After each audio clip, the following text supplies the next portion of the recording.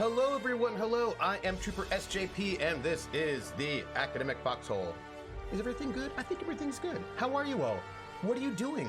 What's going on? What is happening? What's new? What up? So, hi. This is, I'm Trooper SJP. I'm a Twitch affiliated streamer. I do story heavy games and also RPGs, and that's what I do. And, I've got wait, Rissa, wait, you have a donut delivery? Why don't I have a donut delivery? Can I even get a donut delivery? Hold on a second. Just wait one moment.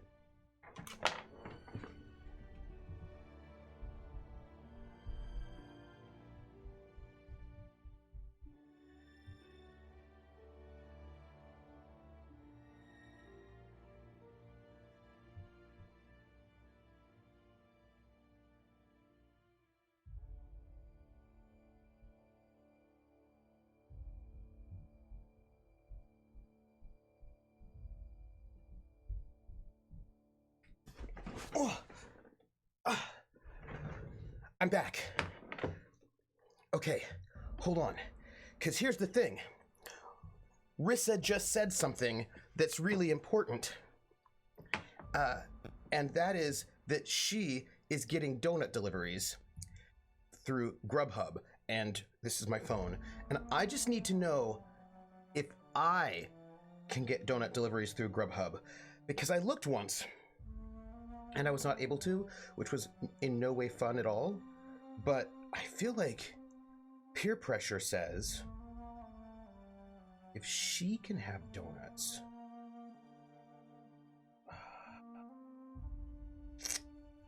So I'm just looking right now, and interestingly enough, I'm getting all sorts of, I search for donut and I get all sorts of things like, do you want a breakfast burrito? And of course the answer is yes, I always want a breakfast burrito. However, that wasn't the point. I was asking for donuts. I mean, in case you want to, but Dunkin' Donuts does deliver. That is a thing. Dunkin' Donuts does actually deliver. And I'm not going to order donuts right now because I am streaming, but I'm telling you what I am going to do when stream is over. I'm going to order donuts. I mean, now look, let's be fair. Dunkin' is not my favorite donuts. I tend to like those corner donut shops you have over there in LA or California in general. You know those little corner donut shops? They're not chains, they're just like run by some random small family, and they're not fancy. They're not like they're not like, okay, all right. Rissa's like, same, but we're living in difficult times. We are living in difficult times. We are looking in difficult times. Krellin cannot remember the last time that he actually had a donut. And I'm sorry that your donuts are delayed, Rissa. That sounds bad. Donut home delivery sounds to me like it would be kind of pricey. Yeah, I got a Levi said, that was Javi. Levi says, I got a no contact pizza delivery yesterday, and I hope the option doesn't go away after all this is done with. Oh, that's a good thought. I got a lot of Mexican options as well. I'm not surprised, San Diego. So Trooper likes Donut Mart. Yeah, Krellin, thank you. Krellin was able to summarize that perfectly. Like, I'm not...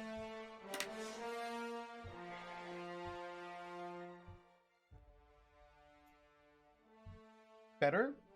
I'll turn it back up when we get into the game itself. And look, so I do need to say that I don't have anything against, like, Rebel Donuts in general. Do you know what I mean? Like, I'm not mad. I'm not mad that, I have been to Voodoo Donuts places like, places like Voodoo Donuts, Rebel Donuts, those kind of hipster donut places. I have been to them, and they're good. Like, I like them. Although there's this one place I've been to that is a hipster donut place that I actually don't like, because the donuts are off. They're like too big, and they're too heavy, and they're actually like, I think they're supposed to be like a luxurious and decadent, but they just come off as like too heavy and actually not good. And I think everyone's like, oh, they're so good because they're so hipster, and I was like, meh, they've got bacon on them. Like, okay, but like, just because you put bacon on a donut doesn't mean your donut's actually good. It just means that it's expensive and has bacon on it. Anyway, my point being that while I have nothing against a Rebel Donuts, and they can be lovely, sometimes I just want Donut Mart. I just want to go to that corner donut shop where they made their donuts that morning and walk in there and say hey to the person and just get a nice like maple bar, or just like a donut. That's all. And they're like so delicious that way. That's all.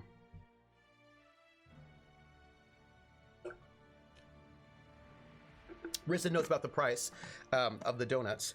It's a little pricey, but I had a $10 off coupon, and it's not like a cold donut is a bad donut. I'm more worried about the chai I ordered with the donuts. Oh, that's fair. Yeah, when I order things like that, I'll try to get, like when I order Grubhub, I try to get like 2 or 3 meals all at once, so then I can eat Chinese food for days. It tries to be what I try to do, because I feel like it's somehow more efficient that way. Krellin says, Trooper is glad that Rebel Donuts exists and will go to Rebel Donuts with you, but left to his own devices, he's just going to pick up a simple Donut Mart donut. That's actually true. That's true. Yes, that is 100% true. And like, yay, Rebel Donuts, woo, right? I'll go, but like, I just want a Donut Mart donut. Javai says, no contact delivery sounds nice, but I've heard that way less people tip when using no contact delivery, which is kind of bad if salaries are based on them getting tips. Ooh, oh, that's interesting. Huh.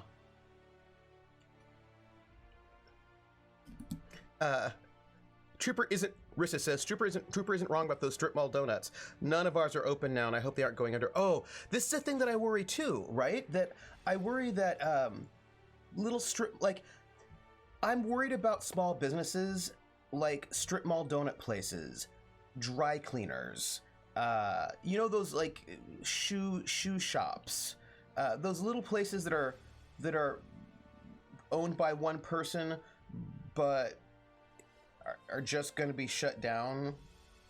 I worry about them. Yeah. Oh, PH. Thank you. Give me a second. You said, PH let me know that I accidentally added everyone, and I didn't realize that. Thank you. And that I may have accidentally added people everywhere, and luckily I didn't. But thank you, PH. Thank you. I appreciate that.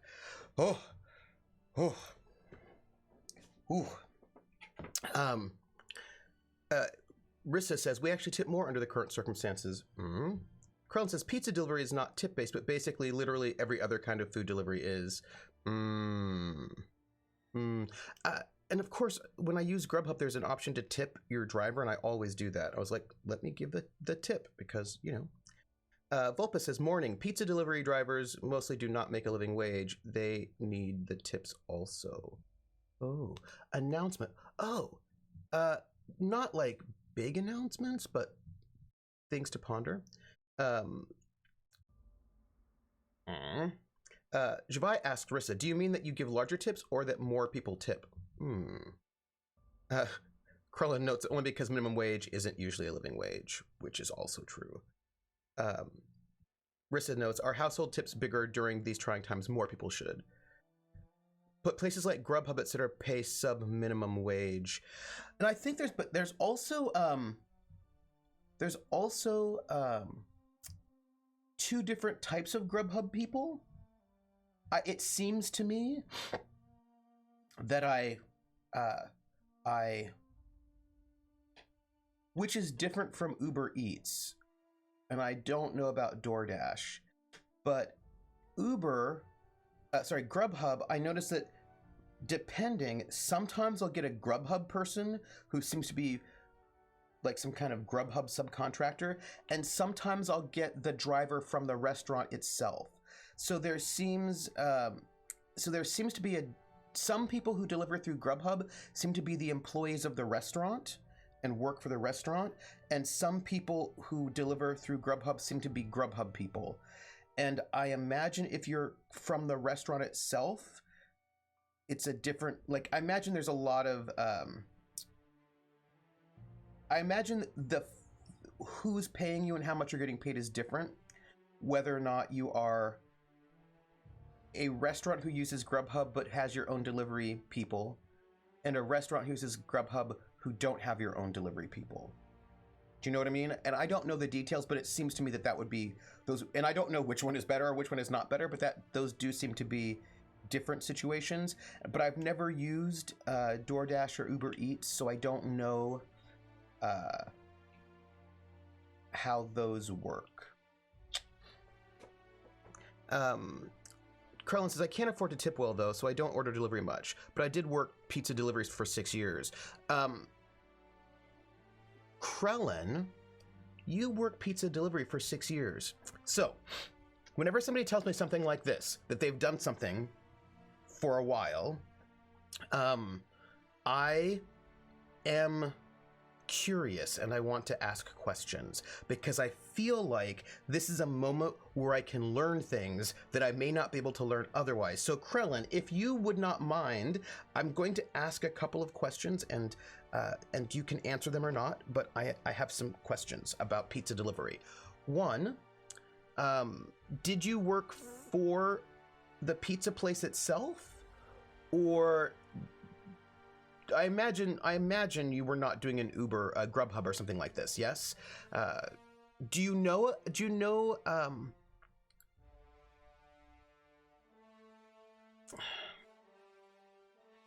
yeah, I imagine you probably didn't, so you can't answer that question for me, which is a bummer. What was your employment like? Were you a full-time pizza delivery employee in that you had an 8-hour shift and then you delivered lots of pizzas in that 8-hour shift? Or were you freelance wherein they would just call you if they needed something? Or did you have a part-time? Like, I'm sort of wondering if you could explain the labor setup for a pizza delivery driver, right? Like what is, like, how are you paid, or how is one paid? What is the setup? Yeah, I kind of want to get a sense of what are the logistics behind being a pizza delivery driver. That's what I want to know. Javai says, I can see that the tip's given larger, but also that more people feel okay not tipping if they don't have to interact with the delivery people. I just remember reading somewhere that fewer people are tipping. Could be wrong though. I think people are. I don't know how people are doing with tipping. Hello, Sal says, hello, Trooper, that shirt is fire. Yes, Sal, it is. We're learning about pizza delivery. Krellin says, yeah, always worked for the place, a localish chain called Pudge Brothers and later Papa John's. It varied. Some of the time I was working part-time, usually working 3 to 5 hours in an evening during the rush while I was at school. That makes sense. Other times, largely between school stints, I was full-time, mostly working the day shifts and sometimes a bit through rush, though in those cases I was the first to go home when things got lighter. I have follow-up questions. PH wants to know how much, if any, free or discounted pizza comes with the job. Ooh, that's a good question. But Sal notes, 0 free discounted pizza comes with the job. Oh, hey, Barantor. Oh, huh. Hey, Volus. We're learning about pizza delivery, the logistics of working in pizza delivery at the moment. Day shifts usually had 1 or maybe 2 drivers on staff. Drivers also did other in-store jobs like food prep, box folding, cleaning, and making pizzas. See, I imagined that. Like, I imagined that that for a lot of places, the delivery people also do other jobs if they're going to be full-time, is what I imagined. Sal says, I try to tip the pizza folk more when the weather is shitty or when, like, there's a pandemic or something. Yeah, because this is kind of where our conversation's about. It's about tipping and that. Krellin says, rush drivers rarely had to do many in-store tasks. Krellin, did you make minimum wage when you were a delivery driver? Because I always imagined that everybody made minimum wage as that pizza delivery drivers had to make minimum wage because they were employees. So I would hope that is the case. Devious Muppet notes that, hey, Devious Muppet, how are you? Devious Muppet notes, yeah, people are being shitty right now, not tipping contactless drivers. Yeah, huh. Krellin notes, pay was also wage, slightly above minimum actually, plus a per trip mileage reimbursement. Tips were under the table and largely unreported. Okay, so a lot of the apps you tip through the app itself. So whether or not you contact or no contact, like the tip should be going through. I also tip my Uber Lyft drivers because I feel like, but because I rarely have cash anymore, I always tip through the app, and I hope that they're getting it. Do you know what I mean? Like, I hope that they actually get the, like, this is my hope. Like, I hope that they are getting their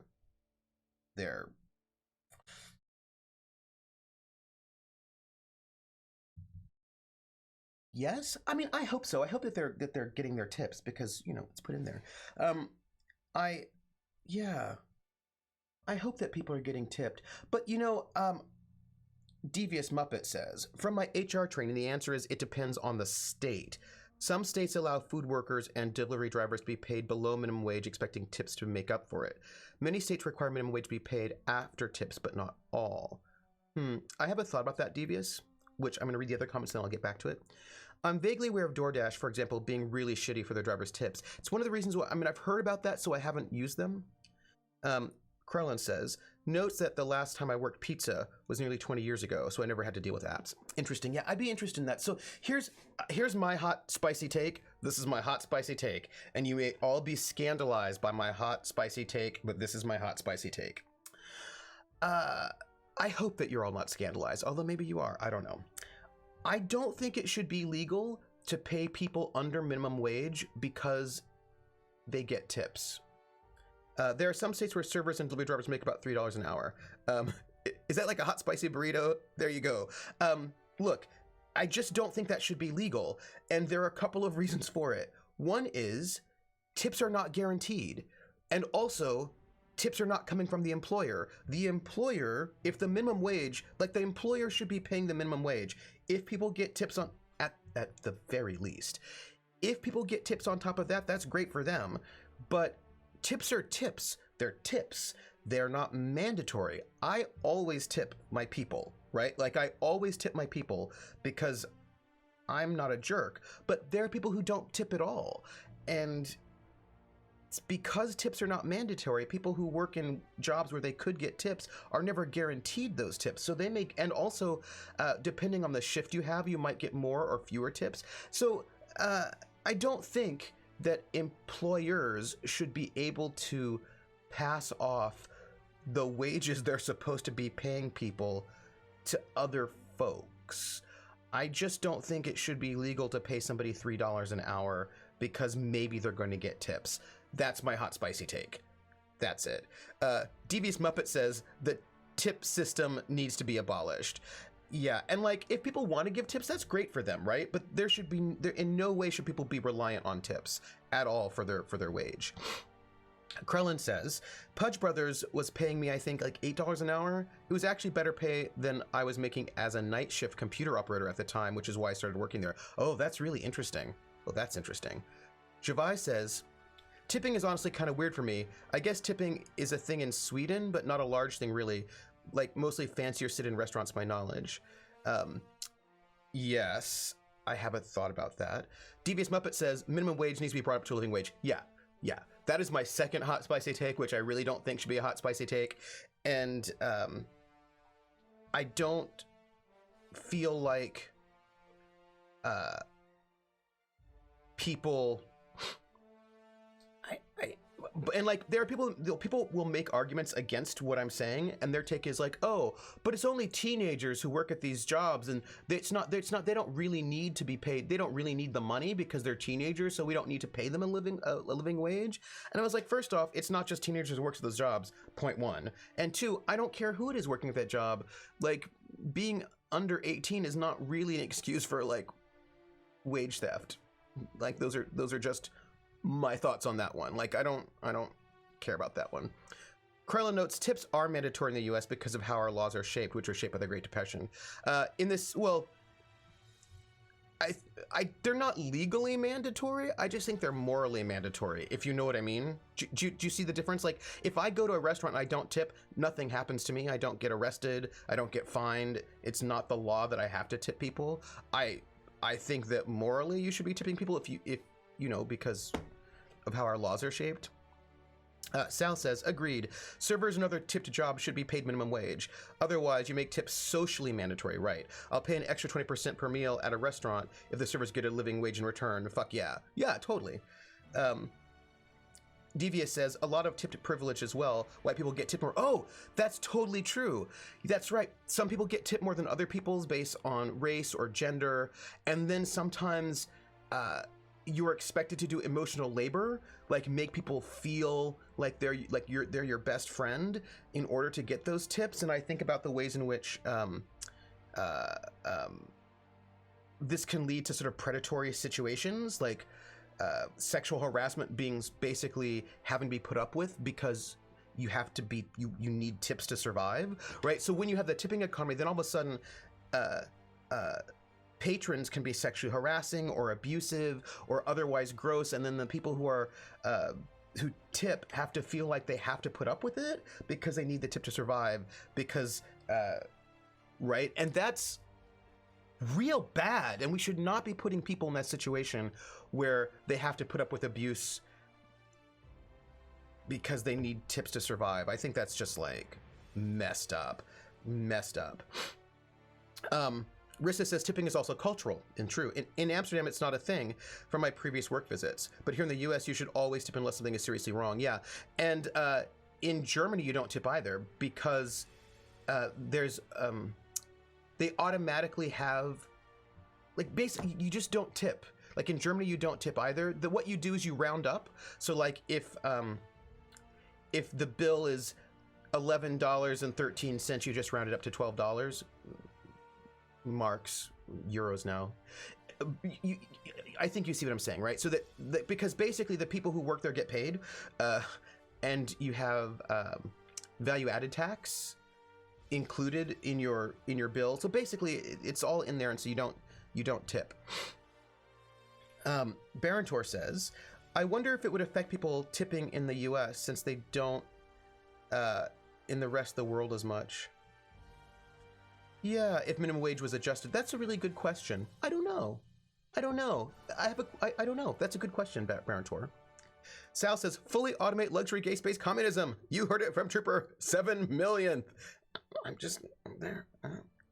Devious Muppet says, these are starting jobs, not careers. Wrong. Yeah, that really, thank you, Devious Muppet. I really, really do not like that take at all. And Krellin adds on saying, the model minimum wage worker is a middle-aged woman of color. Right, and then sometimes people who are old and who are retired but are not making enough money to live, and they need money too. I mean, you know what I mean? Like people, I really don't care how old you are. You should, if you're working, you should get paid for that, you know?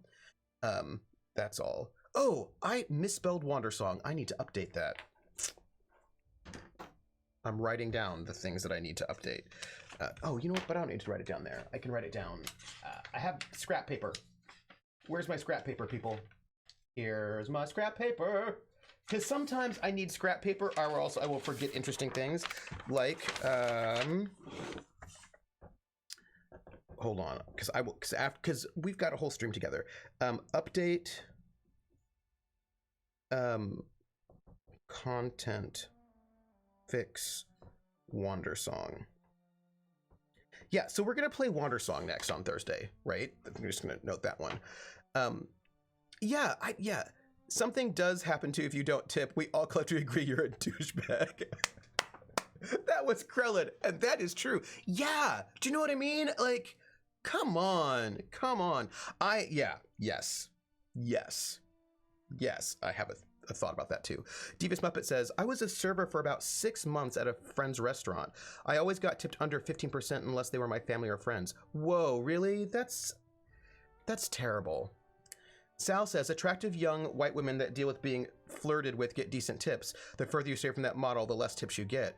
Right, but then those attractive young white women have to deal with basically being flirted and harassed, you know what I mean? And that's also no good. Like, it's just bad all around.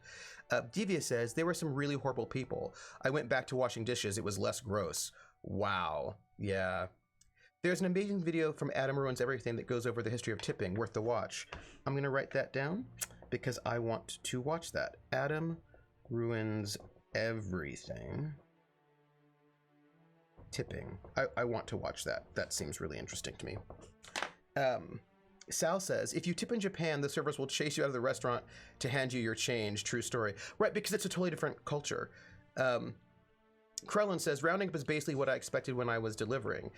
Even if your order was like $18.95, I'd still only really be expecting $20. Oh, that's interesting because rounding tradition in Germany is that if it is under 50 cents, you round up to the nearest dollar. If it's over 50 cents, you round up and then give $1 on top. Right, so if it was $18.95, you'd expect to get 21 is what you'd get, and that's just not modal, modal. Oh, thank you, Krellin. Not modal, modal. Thank you. Rissa says, apropos of nothing, one of my favorite productions of Jesus Christ Superstar is airing on YouTube on the 10th at 7 p.m. Oh. Krellin would like to know that because Krellin really likes JCS, but I would watch it because, copy link location. I'm going to put that on my, in my browser so I can look at it. Oh, well, this is cool. Oh, wow. All right. This seems fun. Enjoyable. Is it only going to be once, but it's live, yeah?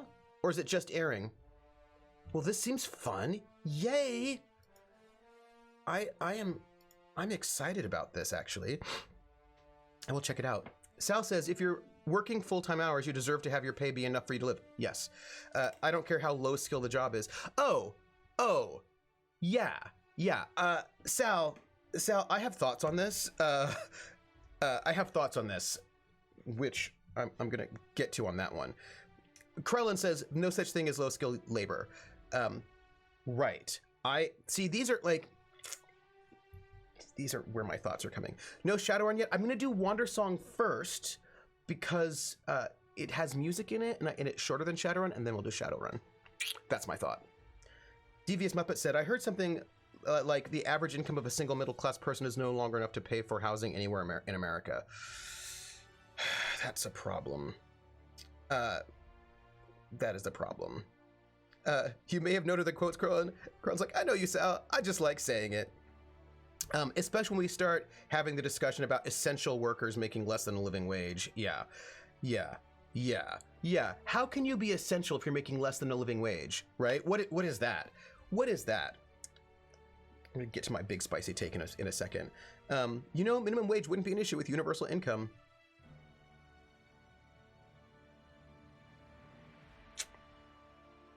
Tim mentioned as Judas. Oh, interesting. Serving is not a low skill. Yeah.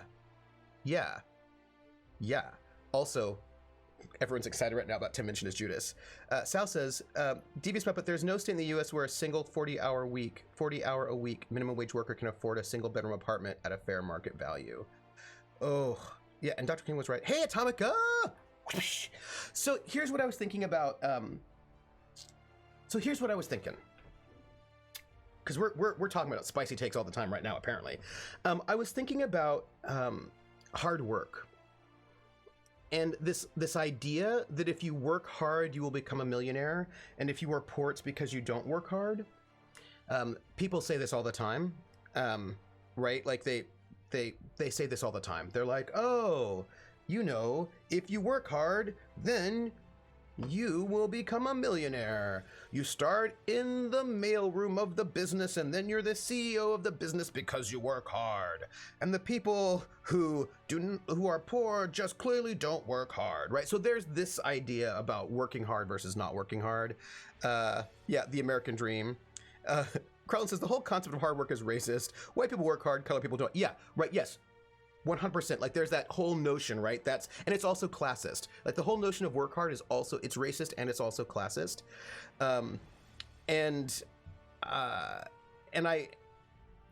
Atomica says, hell, I make above minimum wage and I still can't afford a single bedroom apartment. Yes.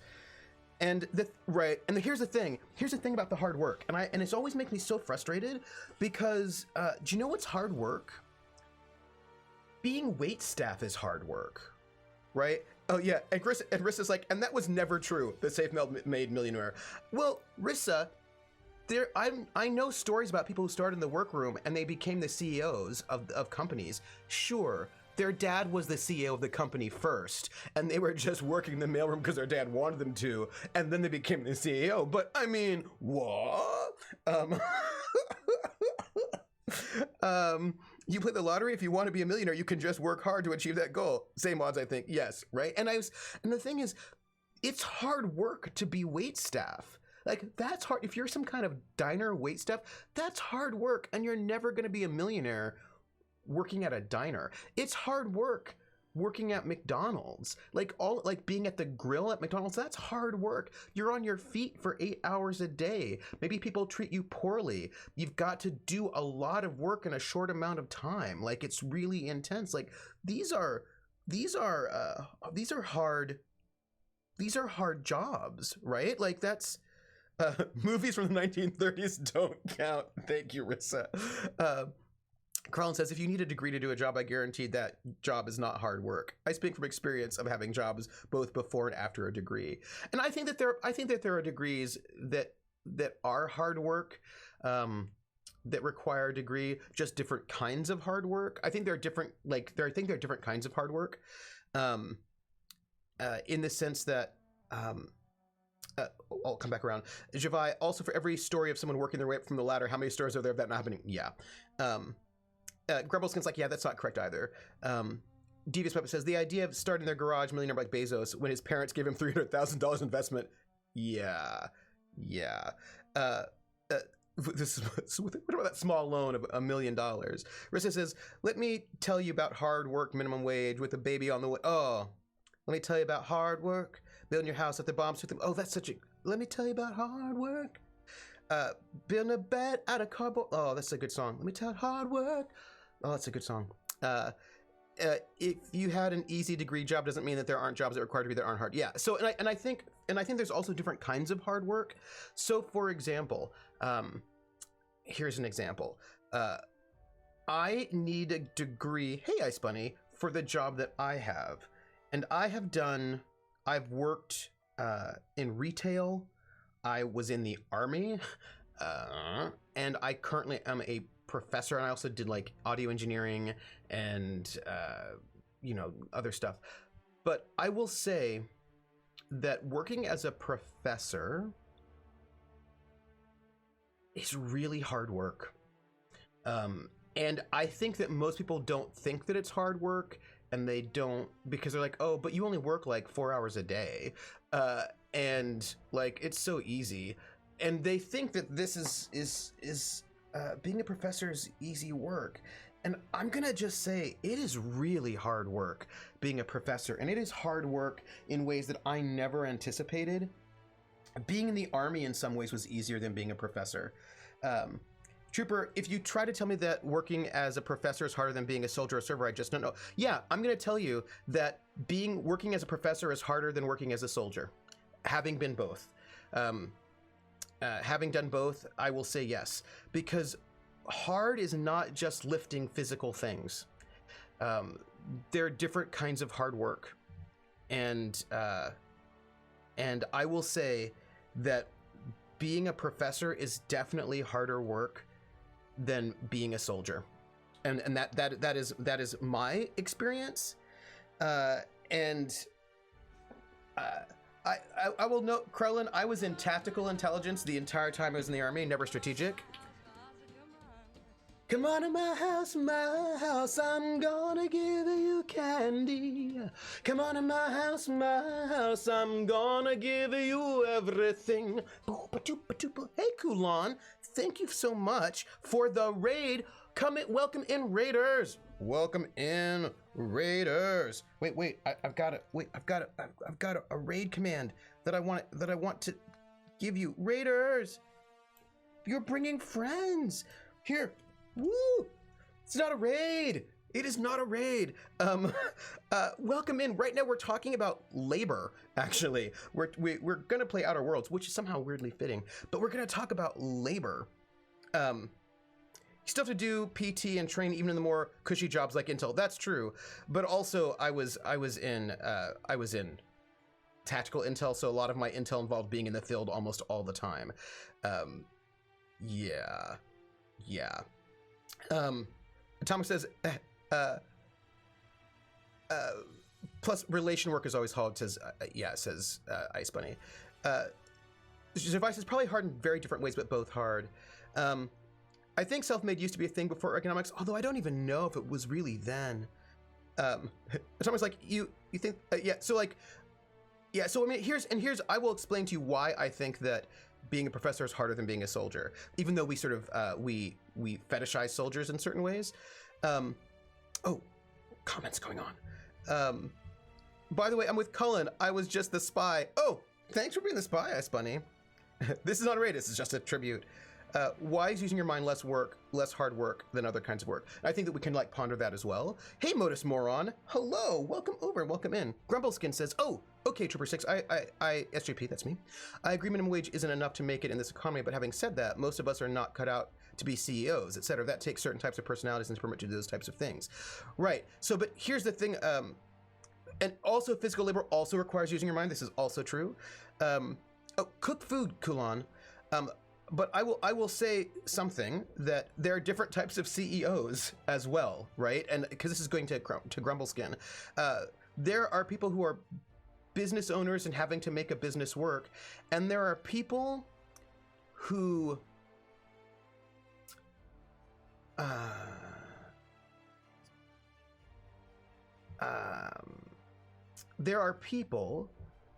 are on the boards of things. They're on the boards of businesses. They're on the board of trustees for universities. They're various board members, and they get paid $500,000 a board meeting, and they go to 5 board meetings a year. So they make $2.5 million a year, and they actually don't do anything at all. The only reason why they're hired to be on that board is because having them on, well, because it might be, because their spouse perhaps is a politician that can get legislation pushed through, or having them on that board is really good for networking. Like, you know what I mean? Like, but they don't actually do anything. They're not actually doing any leadership. You know what I mean? Like, so there are these jobs where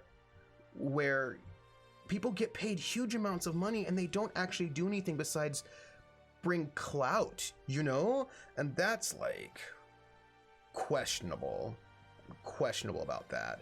Yeah, but I do also agree with Grumbleskin that it is not easy to be a business owner. Like, there are also a lot of, like, there are leadership skills and organizational skills. And actually, I was talking to somebody who was talking about how they had great vision, but they were not a good business owner, because being a business owner involved a lot of organizational skills and it was really hard, and they were like, this is really hard, and they stopped being that business owner because that was not easy for them. Atomica says, you're tired and stressed and have had mental breakdowns and have been overworked, but it doesn't count if you weren't throwing 50 pounds of potatoes and swinging a hammer. Fuck no. So I think that basically, right, that there is, most people underestimate how physically demanding commercial archaeology is. Right, I think that there's a way in which a lot of jobs are more physically, that we think of as being mind jobs, are more physically demanding than people think they are. And there are a lot of jobs that we think of as being physical jobs that are a lot more mentally demanding than people think they are. That these, because basically the mind-body split is bogus, right? Like we can't just, the mind-body split is bogus, and we have to sort of recognize the ways in which these things become more complicated, right? And Grumbleskin says, I understand what you're saying. You're playing black and white, Krellin. The same way physical jobs require mental strain doesn't mean that mental jobs don't have physical drawbacks. Yeah, and I think there's I haven't even gotten to why I think this thing yet, but I'll get there. Devious Muppet says, my mom is a teacher administrator. She's been put in the hospital 3 times dealing with fighting children. Wow, Devious. Wow. Oof. Oh, you mean actors, sports stars, sister? I'm not saying they don't have talent or skills. Oh, no. And the thing is, I actually will also defend actors and sports stars. I will defend them as well because here's the thing. Most actors and sports, like most actors don't even famous actors, like most of them don't make a lot of money. Very few actors make huge, or sports stars make huge amounts of money. Or like you take some kind of a football player, like if they're not Peyton Manning, they're not, I mean, they're making great money, but they're not making like billions of dollars. And also their career is 2 years long. Do you know what I mean? Like they usually have like very short careers. So that money that they make is going to be for the rest of their life. Then they're putting their bodies on the line. They're going to get repetitive strain. They're going to get like some kind of brain injuries, and then have disability for the rest of their lives and no health insurance or retirement, right? So like there's a way in which those sports stars are getting something very different, and they say that most Americans don't make 1 million in their lifetime. Oh, sure, but I think also broken limbs, child pornography, racism on a daily basis, probably a black soul and white disses, ooh, and staring down weapons. Oh, and then responsible for all of 2,000 students' education will end their lives. Yeah. Being a good business owner is hard work. That's Devious Muppet. Javai says, being a good business owner is hard work, but so is other jobs. Don't mean they don't deserve to be paid hundreds of thousands. Yeah. Should have known union workers with tough physical jobs who haven't raised a hand in months because they're just there for quotas. But they say most Americans, sure. But I also think that, and also acting, like most actors don't even make living wages, right? And sure, a couple get that space, but I also think, and this is something I think, we'll get there. The problem is people look at Tom Brady making $20 million a year for 20 years and think that's every football player, and most make $200,000 a year for 3 years, and that's it. And if they get injured, they have to live on $600,000 at best for the rest of their lives. Thank you, Atomica. Right, that's what I'm thinking. Right, because most sports players don't make $1 million. And then I would say about, and for me, this is the thing that I think about.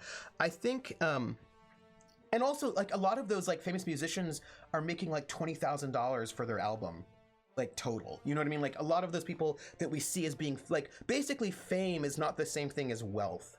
A lot of people, oh yeah, same thing, right, in Krellin notes, some people assume that authors get paid like Stephen King and J.K. Rowling, yet because they don't. And I think, so a lot of these sort of famous face jobs, people don't make good money at all. Same thing with like YouTubers and whatnot. A lot of people just make very little money. So they're famous, but they have no wealth. And then also, here's the other thing I would note for me. Well, a couple of things. One, like you take a look at most musicians, if you're on a major label contract and you write the music, you probably make 50 cents an album. And that is before you have to pay all the costs, right? Like you have to pay all sorts of costs on top of that. And so a lot of bands who are insanely famous and making and making huge amounts of money for their record label are actually making very little money themselves, and they don't have retirement, and they don't have health insurance, right? So actually a lot of these people are not doing really well at all. Oh no, Rissa, well, Krellin, Rissa, what? The K's. And the albums aren't where they make the money, but the albums aren't where they make the money from touring and merchandise, but actually they aren't making a lot of money from that either. I think that the only band that makes money off of album sales is Metallica. And here's the thing, I think it's really important to know that they aren't making a lot of money off of touring either, and also they're touring constantly, and that is grueling work. And they're not, most, like, and I have toured, like, you are not even making a lot of money off of that either. That's great for you, but you're not, like, and also nowadays record labels are taking that money as well. Like, most of that money goes to Live Nation and all that, so it's not like you're making huge bank off of that. But bank is being made, but the thing is, I think that we forget, nor are us stagehands, right, that there's that tour, who's making, like, that tour has to pay stagehands. There are, like, a lot of people that are involved in that tour that also that money has to go to. And Strike Red Kite says most tours are really dicey. It's not hard to be way in the red from them. Yeah.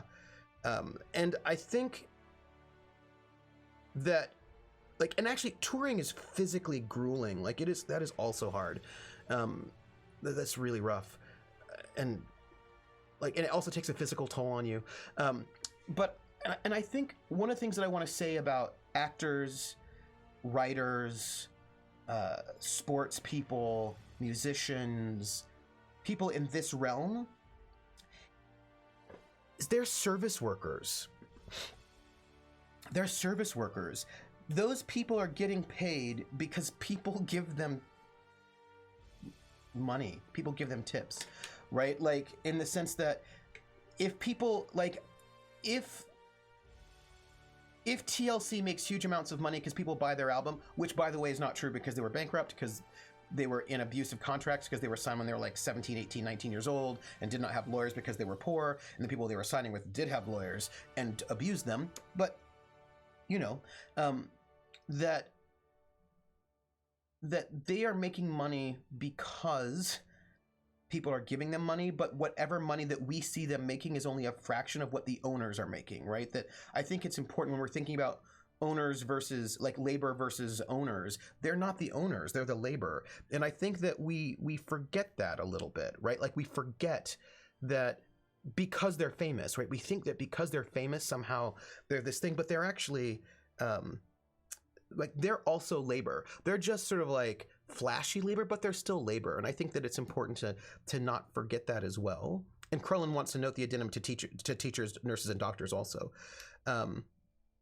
And Volpa says, let alone being that most stagehands are independent contractors, things now, until, like, the bailout unemployment was not available. Yeah. The bailout unemployment was not available in most places as 1099 works. Yeah, right. So then stagehands are not getting bailout.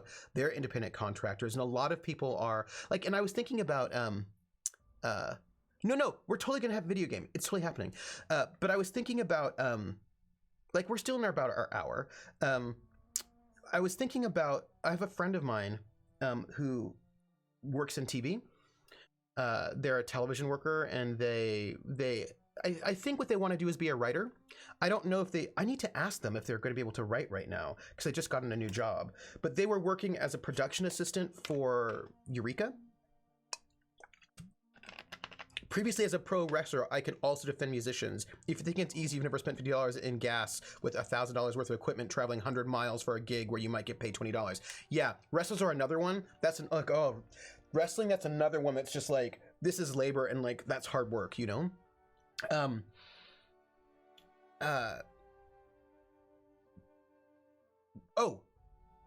Bailout, musicians, contractors. Lost that train of thought. But anyway, the point is, a lot of these things are really hard. And I read a really good article about YouTube famous people. Oh, it was really interesting. This was really fascinating. So it was about YouTube influencers. Grumbleskin says, it just bums me out when Nobel Prize winners make $1 million for groundbreaking advances in our world go unknown, while somebody can catch a football and make $5 million a season and we all know their name. Don't get me wrong, I think the people provide a valuable service, but I also think there's a lot of people, a lot of people work just as hard as musicians and actors and sports people. Oh, sure. I think most people work hard. These giant tangents about who is hardworking isn't disapproving my comment about degrees, though, since all these jobs don't require degrees. And I think, although to be a successful football player requires a degree that's actually a bogus degree, they don't let you actually have the education that they're giving you the scholarship for because they're taking advantage of you. And injuring you for their profit. And the thing is, Grumbleskin, I totally get what you're saying. For example, I personally find it very frustrating that, I'm gonna give you an example. Yeah, see, Atomic is right there, right? You're worrying about the player making 5 mil, but not their bosses making 500 mil, right? And this is part of, this is part of what I want to say about, this is part of what I have to say about this, right? That we're looking at that football player, but we're not looking at the owner. And I think that we have to not, and it's partly by design, that they sort of put the big spotlight on Madonna, but they don't look at Sony BMG, right? That there's a way in which the kind of fame allows us to is distracting from the people who are making huge amounts of money, often in exploitative ways, right, on the backs of those people. And I think that we shouldn't sort of think about that. Krellin asks, do you have to play NCAA football to get a job with the NFL? And I actually think that you do because of the draft system. It's not that way with baseball, but I think you have to. I think there's some kind of weird rule about it where you do. So you have to play NCAA football. And hey, Artie Snack, we're talking about labor. But is it yes, it is exploitative, because one, most of them only make $200,000 a year for 3 years total, and then they are out of work for the rest of their lives with no good education, health problems, and no health care or retirement. Do you know what I mean? Like that, and while they're making $200,000 for 3 years total for their entire lifetime earnings, total, the people who are hiring them do things like they get people who are, most of those football players are poor, they grow up poor, have very little other choices besides to go into sports.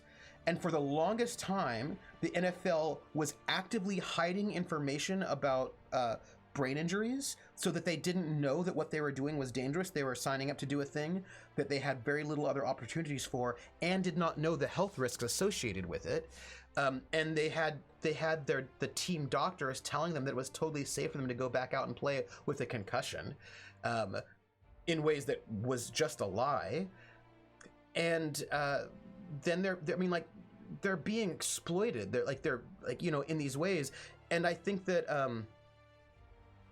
right, that becomes this, I just think it's really problematic. But because, I know what I was going to say, YouTube. And so basically, right, that I think, so lawyers, stock traders, there are all sorts of jobs that when you come back home from exhausted, where you work hard. I think about, if you are a public defender, that is hard work. You know what I mean? I think a lot of those jobs are, it's no different, right? But and it's no different than most blue collar workers. And that's actually part of my point, that actually is not as different. Although, oftentimes if you've got a good union job, you can get that job for life, and you'll have sort of support, right? So these things are all right. For me, I feel like labor is related, whether that labor is a sport player or oh gosh, I keep interrupting myself, or some other kind of thing. I will say that I get frustrated personally, and this is about the NCAA, that the highest paid worker in a university is usually the football coach. and football coaches make millions of dollars to coach NCAA football. My starting salary, as a person who spent 12 years in school, was $50,000, which, you know, good on me. But like, so I, like, you know, I'm sitting there and the point of the school is to teach people, and I was making $50,000 as my starting salary. The football coach, not at my school, because my school is a liberal arts college that does not have a football team that does anything. And I have no privacy. Oh, I always feel that somebody's watching me. Tell me, is it just a dream? Anino Gaming, thank you for the follow. Thank you so much. We are like working our way up the follow list, and I appreciate that very much. Thank you. Atomica says, honestly, if Chris Benoit's tragedy and Christopher Nowitzki's injuries hadn't happened, chances are the NFL's concussion issue would still be getting swept under the rug, which, right, is a thing. I think, right, that's... now, Grumble says, I'm not sure that NCAA sports players should be paid. So here's the thing. They're doing labor and they're generating money for people, so I feel like they should be paid. And people say, but they're students. And I was like, but they're not getting an education. Like, I have a friend of mine where I knew somebody. I was at school and she was getting a postback. And I was like, what's a postback? Like, what's a postback? And she's like, it's a degree you get after you get your bachelor's so that you can go and get a master's or PhD. And I was like, I don't understand. Wouldn't the bachelor's be what you would need to get a master's or a PhD? And she says, well, she was an Olympic swimmer. She swam in the Olympics. She went to Stanford, and she was an Olympic swimmer. And she said that when she was at Stanford, she wanted to do pre-med. That's what she wanted to do because she wanted to be a doctor. But she was not allowed by her program, and she was only able to go to Stanford because she got a sports scholarship. And the sports scholarship said to her that she was not allowed to do pre-med. She could only do the majors that they allowed her, and those majors were not real majors that did not have any real education in them. And so she went through this program, but she is not qualified to do anything afterwards. She went and did all of that for them, but they didn't actually give her anything else. And of course, if she had gotten injured, she would have lost her sports scholarship and she would have had nothing at all. So these NCAA athletes are generating huge amounts of money for schools. They get paid nothing. They don't get a commensurate education. If they get injured, they lose their scholarship and have to leave the school, and they have nothing at all. And most of them are not even going to become professional athletes. So it seems like if they're generating money for other people through their labor and putting their bodies at risk, they should maybe at least get paid. And I'm not even a huge sports fan. Like, I'm not like a woo sports fan. Now, if they took the money out of it, and if they weren't generating huge amounts of money, then we could have a conversation. And so, for example, like at my school, I'm a Division III, so our sports are not generating money for our school, and our students are not getting paid, and I think that's fine, right? They're not getting paid, but they're not generating income for the school, and they're getting a real education. And their sports, they do not have sports. We don't have sports scholarships, so their ability to be at this school is not tied to their sports performance. So in that case, I'm like, sure, you do whatever you want. You know what I mean? Like, I don't care. Like, I think it's fine that the students at my school are not getting paid because they're not generating income for anyone. But if you are generating millions and billions of dollars, and if the coach of your team is getting paid $8 million a year to coach you, but you can get in trouble if somebody gives you a free pair of shoes, that feels really wrong to me, you know? And honestly, if you wipe the scholarship out and just pay them, they can choose education and pay for it, yeah. So are a lot of scientists that are going to school, they aren't allowed to be paid either, are they? Well, actually, well, hold on, about scientists getting, so that's, well, actually they are paid, right? So there are a couple of things, right? If you are a scientist and you get the job, right, you get paid. And if you're working in a lab, you're also getting paid. So yeah, those people who are, and those people are usually not qualified yet for their jobs, right? Like if you're doing work study, you're going to get paid. If you're working in a lab, you're going to get some sort of a pay at that kind of point, right? They should be paid, but I think the amount that some athletes, especially professional ones, is ridiculous, and I think that's a conversation we can have. But I thought that the scientists at university who are making breakthroughs are the university property, not the students. So there are a couple of things there. But Levi's like, I know that they couldn't be paid, but that encouraged Illuminati to give players extravagant gifts. Gifts are also illegal. If they got caught getting gifts, they'd lose everything. There are no athletes who make unreasonable amounts of money. There are plenty of owners and coaches who do.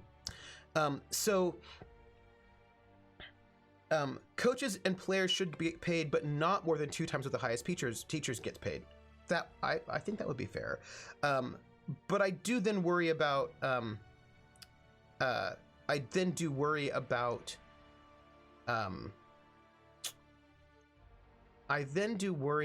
where the excess money is going to go, right? Like if Coldrake, which I agree with. Actually, I agree with that generally speaking, that I don't think the people at the top should be making 250 times more than people at the bottom. I don't think that is good. I think there should be some kind of a evening out there. It doesn't have to be the same, but it should not be excessive in its disparity.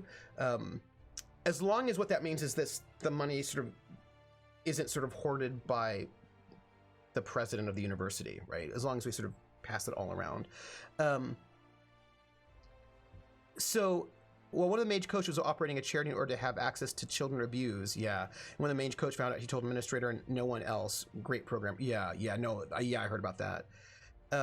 So here's the thing about Ohio State got in a ton of trouble for getting free tattoos a few years back. Yeah, it was a huge scandal.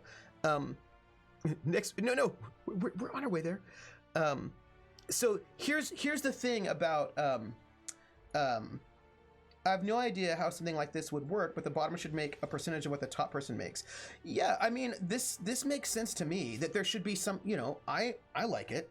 So about getting paid, if you are a scientist and you work at a university, there are a couple things going on. Some kind of scale would work for me. There are a couple things going. If you're a scientist and you work at a university, you're getting paid.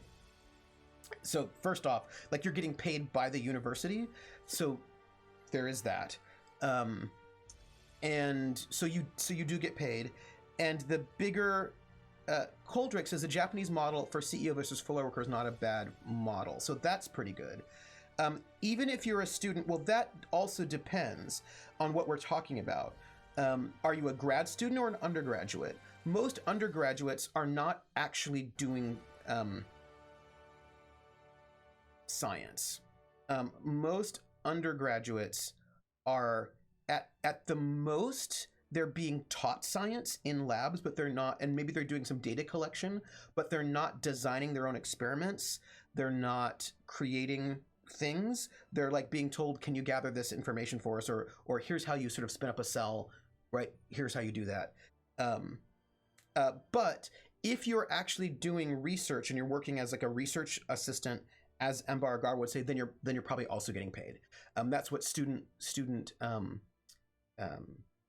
workers are for, like lab workers. Like we have research assistants, and so you're going to be paid that way. That's certainly a thing. If you are, and there's an interesting sort of loophole here, because students do not sign the same contracts as professors. If you are a student and you make a discovery while you're an undergrad at a university, you just don't tell them, and then you get out of undergraduate, and then you make all the money for university. And this happens a lot with our students who are doing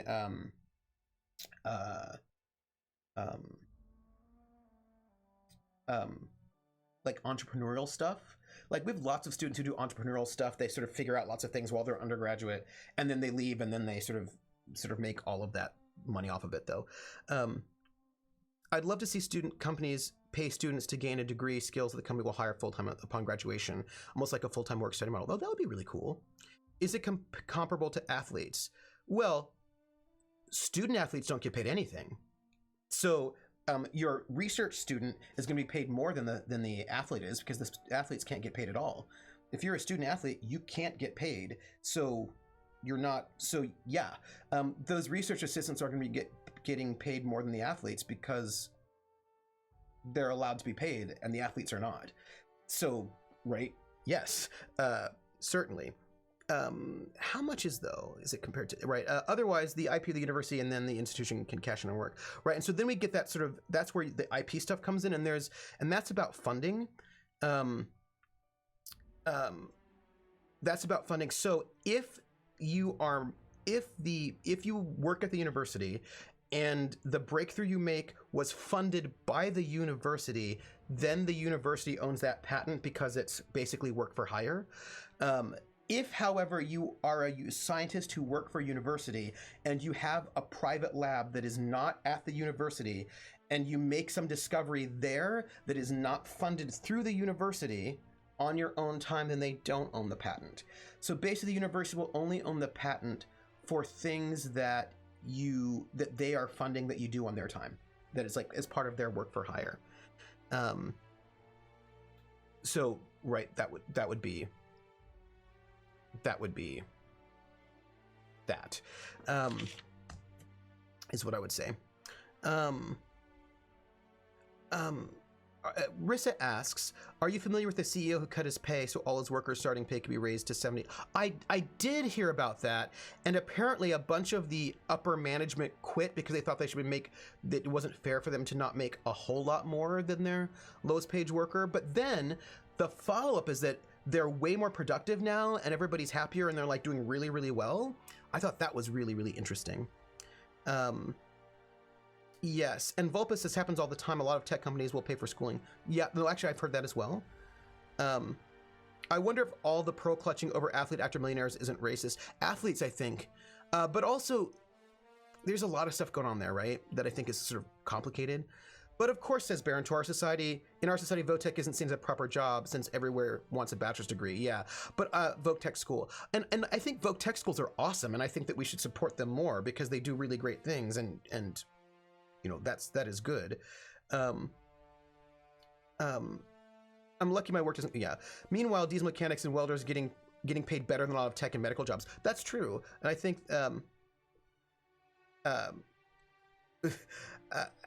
I think that when we're talking about so racism is not the only reason for things, but it is often a reason, as well often as classism, regionalism. And I think that if we're talking about football and basketball, I think there is a lot of weird racism sort of tied up in there in terms of optics. There's a lot of history of racism in those particular things as well. Baseball's a little bit different, but it's complicated. But there are also so like there's like a lot going on in there, and I think a lot of the I like to play with things, and I have a fork, so I'm gonna play with it, but it's plastic, so I think it should be fair. Yeah, so I think Grumbleskin says, it is because for decades we have taught young people that the only way to get money is to get a degree, and that blue-collar work is dirty and not worth the money you make. Go listen to Mike Rowe's TED Talk, really interesting. Yeah, and that's true, Grumbleskin. Even if you can make a really good living, and also because we are overproducing certain kinds of tech work, a lot of sort of computer stuff now is not going to be paying very well at all. Like now data entry, right? Because we're sort of overproducing there. So we're not good. We're not good what we're doing economically. Yeah. Way back in the 70s, my high school had a Voc Tech branch of study. It's a shame it was all slashed by the end of the 70s, early 80s. Blue collar is not a bad gig, and some jobs do pay great money for doing something other than sitting behind a desk. Oh yeah, and like my family is all blue collar, and I think, right. So I'm like, yeah, right, and I think that we have to really think about how we can appreciate the difficulty and honor blue collar jobs, which is. Full disclosure, hot spicy take for me, controversial take. It's one of the reasons why I get really frustrated during election season when people are running for president, because people running for president, like all of them, for them, not 100%, but the majority of them go on and on about the middle class. The middle class built America. The middle class built America. Blah blah blah blah blah. Middle class, middle class, middle class, which is fine, and I'm not hating on the middle class, but like working class. Anyone? We're gonna talk about people who like build the houses and the railroad tracks, and we're gonna talk about like, and there's we have this particular last election cycle has been a little bit different, but there's so much talk about the middle class in a kind of a fetishy way, like fetishizing the middle class without talking about the working class, and that makes me sad. I don't like that. I don't like it. Levi says, I went to school for software engineering information systems just in time for the parts of those jobs I like to be outsourced. Oof. Jared notes, that being said, even welders, electricians require about 2 years of education and then more on-the-job training, of course. Grumbleskin says, as the old-timers move out of some of the blue-collar industries and young people don't fill those jobs are going to be gold. They are. As a matter of fact, we're all... Jared notes, what middle class? The mythical middle class, Jared. The mythical one. The one that is now living in our mythology.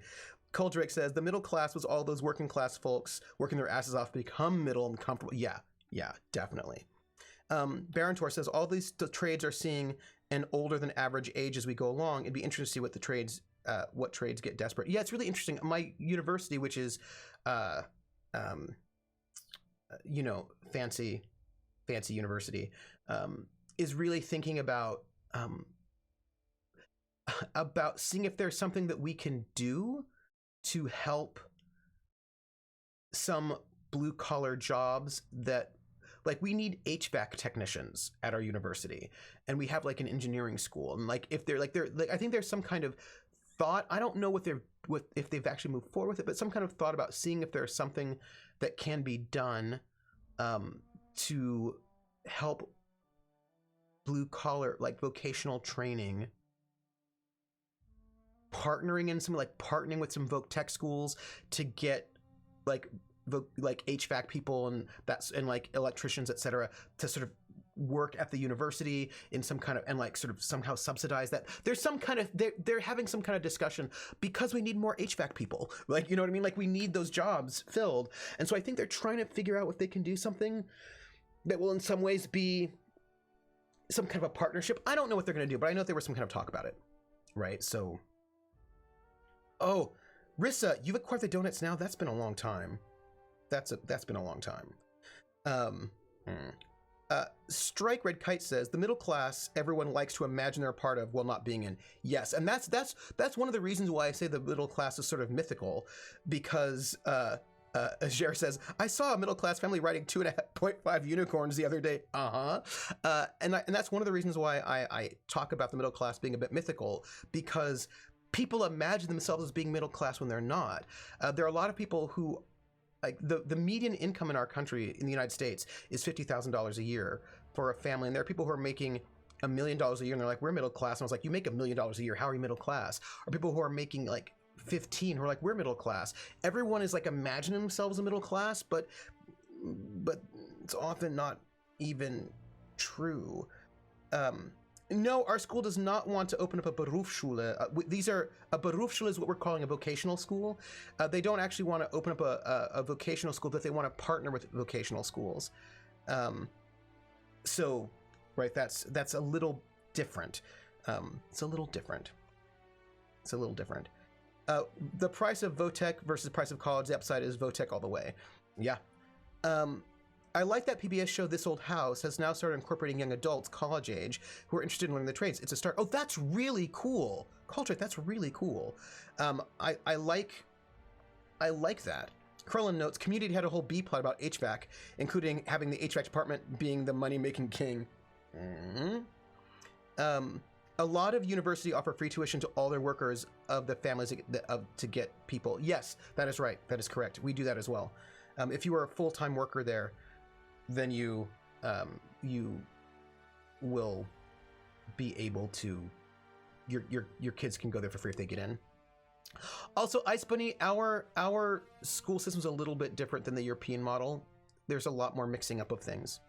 All right, by the way, this is what we're going to do right now. I am going to put the game on the screen because it's been about that time. And we have like some wandering around in the world to do anyway. So we're gonna do some wandering while we're here. Like we're gonna wander a little bit because it is we've had our clearly when on Saturdays I like to chat for about an hour before we do anything moments. So yes. Strike says a little bit different than the European model is the model of America. Strike, can I say something? I need to say something right now. That comment that you just made is brilliant on multiple levels. Like, it's brilliant on multiple levels. And I love it. Because on the one hand, it's sort of like we're different from Europe, right? That's our model. But also that we're also kind of not that different from Europe is also our motto. Like there's a lot in there that I really enjoy about that. I just want you to know. So we left ourselves in this building. What we're doing right now, in case you want to know, is wandering around in the outside. Also, I don't even know where I am. Where am I? We're in the wilds right now, if I remember correctly. Yes, that is correct. We're in the wilds. It's odd how some universities are so hyper about making money, while a handful have used their donations wisely have made it so students don't have to pay tuitions. I have some interesting things to think about that. This is really fascinating. I say this with pure amusement. My Christmas present is getting played this Christmas. Once we finish this, it's happening. We are 90% European, sort of. Different from Europe, but not in a good way. Krellin! Different from Europe, but not in a good way. I love you. Yeah, I'm just wandering around looking at everybody's private bunks. Okay, so here's the thing. I think we came that way. So I think we're just sort of wandering through this town, headed this direction. This is what we're doing. I just need to know what direction we're walking. That is all I need to know. That's it. Different from Europe, but not in the good way. Oh, hey, guess what? I didn't realize that there are monsters right here.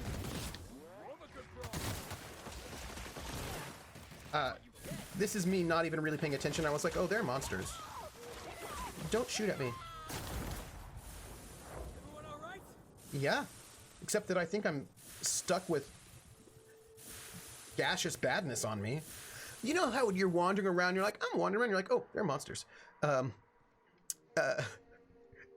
Now in my head, this is Trooper on College World. It's not seeing if they're all dead. Reminds me of the old joke about people who founded Chicago. Forward. You didn't look at the map and note it said, here there be monsters. I didn't, right? I just didn't even, I'm very zoomed in. I don't think I can zoom out. Oh, wrong button. Wastefulness. Oops. Yeah, I don't think I could zoom out. I don't think I can. I think this is it. Maybe. A bunch of New Yorkers were sitting around and said, gee, I love the crime and poverty, but it just isn't cold enough. Let's go west. No.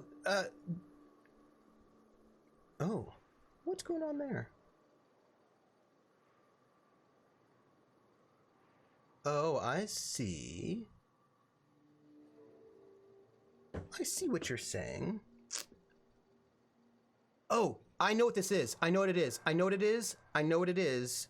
I know what it is. Also, I know what it is. This is what's going on in case you want to know what's happening. I made 2 different display captures because I had to make a second capture yesterday when we were playing the Leather Goddesses of Phobos on Thursday. And that's what happened. Thank you. Yeah, it's the capture. No, right. Like I made a second overlay that I just put on top so we could zoom in on the Leather Goddesses of Phobos, and I did not realize I had both of those captures up, but it's fixed. It's fixed. Wait, Leather Goddesses of Phobos. What kind of games are getting played here? So there was an old Infocom game that I suppose is a little saucy in a 1980s, 1986 sort of a way, called Leather Goddesses of Phobos, one of those old text adventures. And also, by the way, we just started wandering this way, and I don't even know why we're wandering this way, but we are. And we played Dominique Pamplemousse yesterday, and we finished it all in one setting because we're so efficient that people are jealous of us. Careful. Only things you'll find in the ruins are liable to shoot you or eat you. Oh. Or both. Oh. Exploring some ruins. I keep pressing the wrong button. Monsters. All we're missing is thieves. Here we go. Anyway, my point is that I want that. I wonder if my friends are gonna.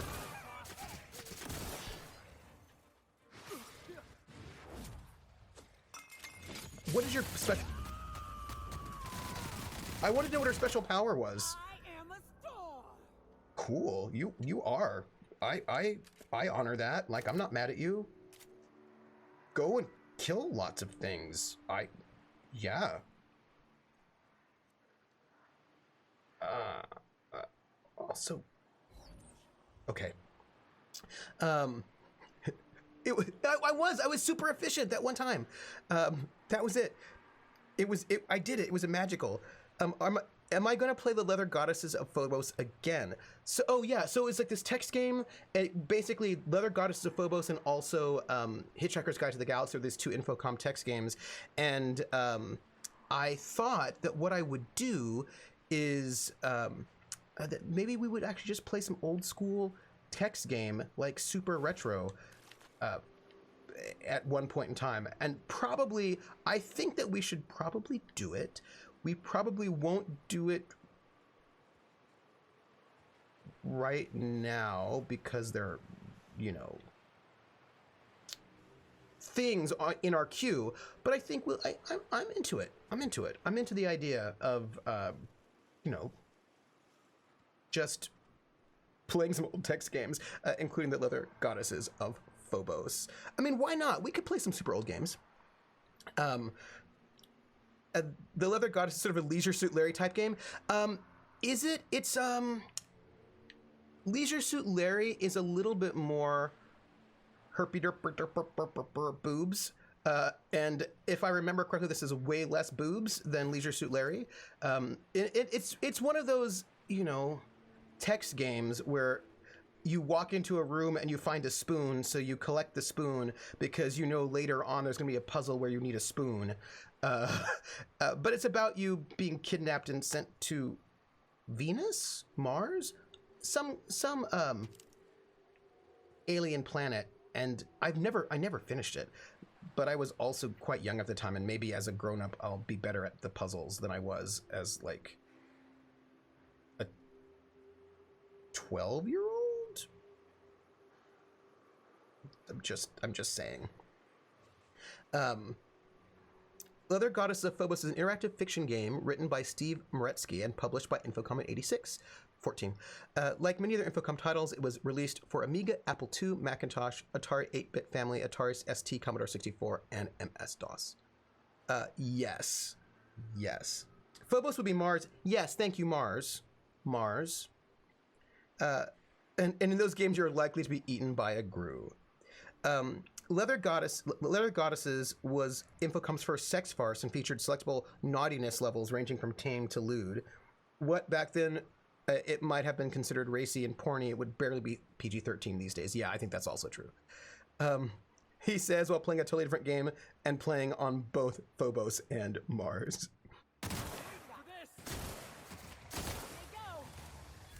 I feel really great about here murdering a lot of these monsters. Like, I feel... Are there more? Oh, hi! How are you? Hey, where did you all show up? Why are you all here? I was not prepared for you to show up behind me. That wasn't the plan or what we agreed to, so... Oh, okay, but we're fine, apparently. Sorry, okay. I'm playing Warframe, and I'm currently on Mars. Are you really? Are you enjoying it? Are you enjoying it? Trooper is a galaxy traveler. I think I might be a galaxy traveler, and I feel like that's different from a blues traveler or a traveling Wilbury. Or a... I thought there's another one of those games. Michael took those games out of the box of games he gave me for 64. He said it was too race for me at 9 years old. Right, so like now I feel like I want to know how racy it is, but will it break TOS? Somehow I can't imagine it. Are there more? Suddenly notices a monster chewing his backside. I was like, wait, what? What happened there? There was a plan? I love Warframe. I've got almost 2,500 hours into it thus far. Oh my gosh. What? Tell me about Warframe and what is it like? Like, what do you like about it? And what kind of game is it?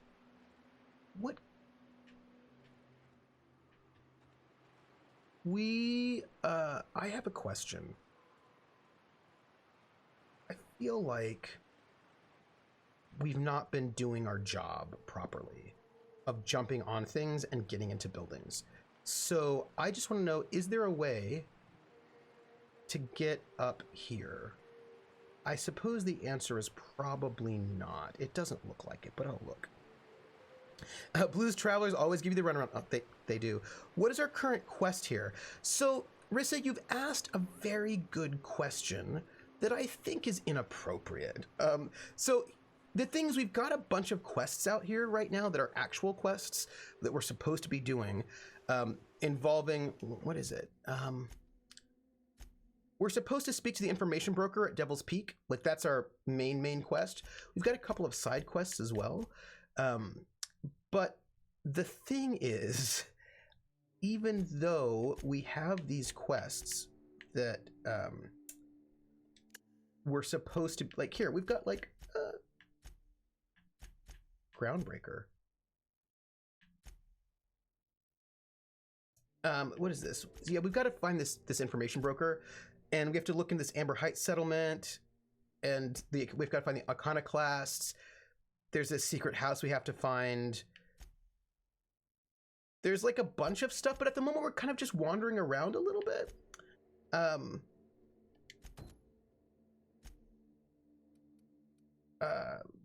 Yeah, we just like, we kind of just have to, we're just wandering around a little bit just to see what we find.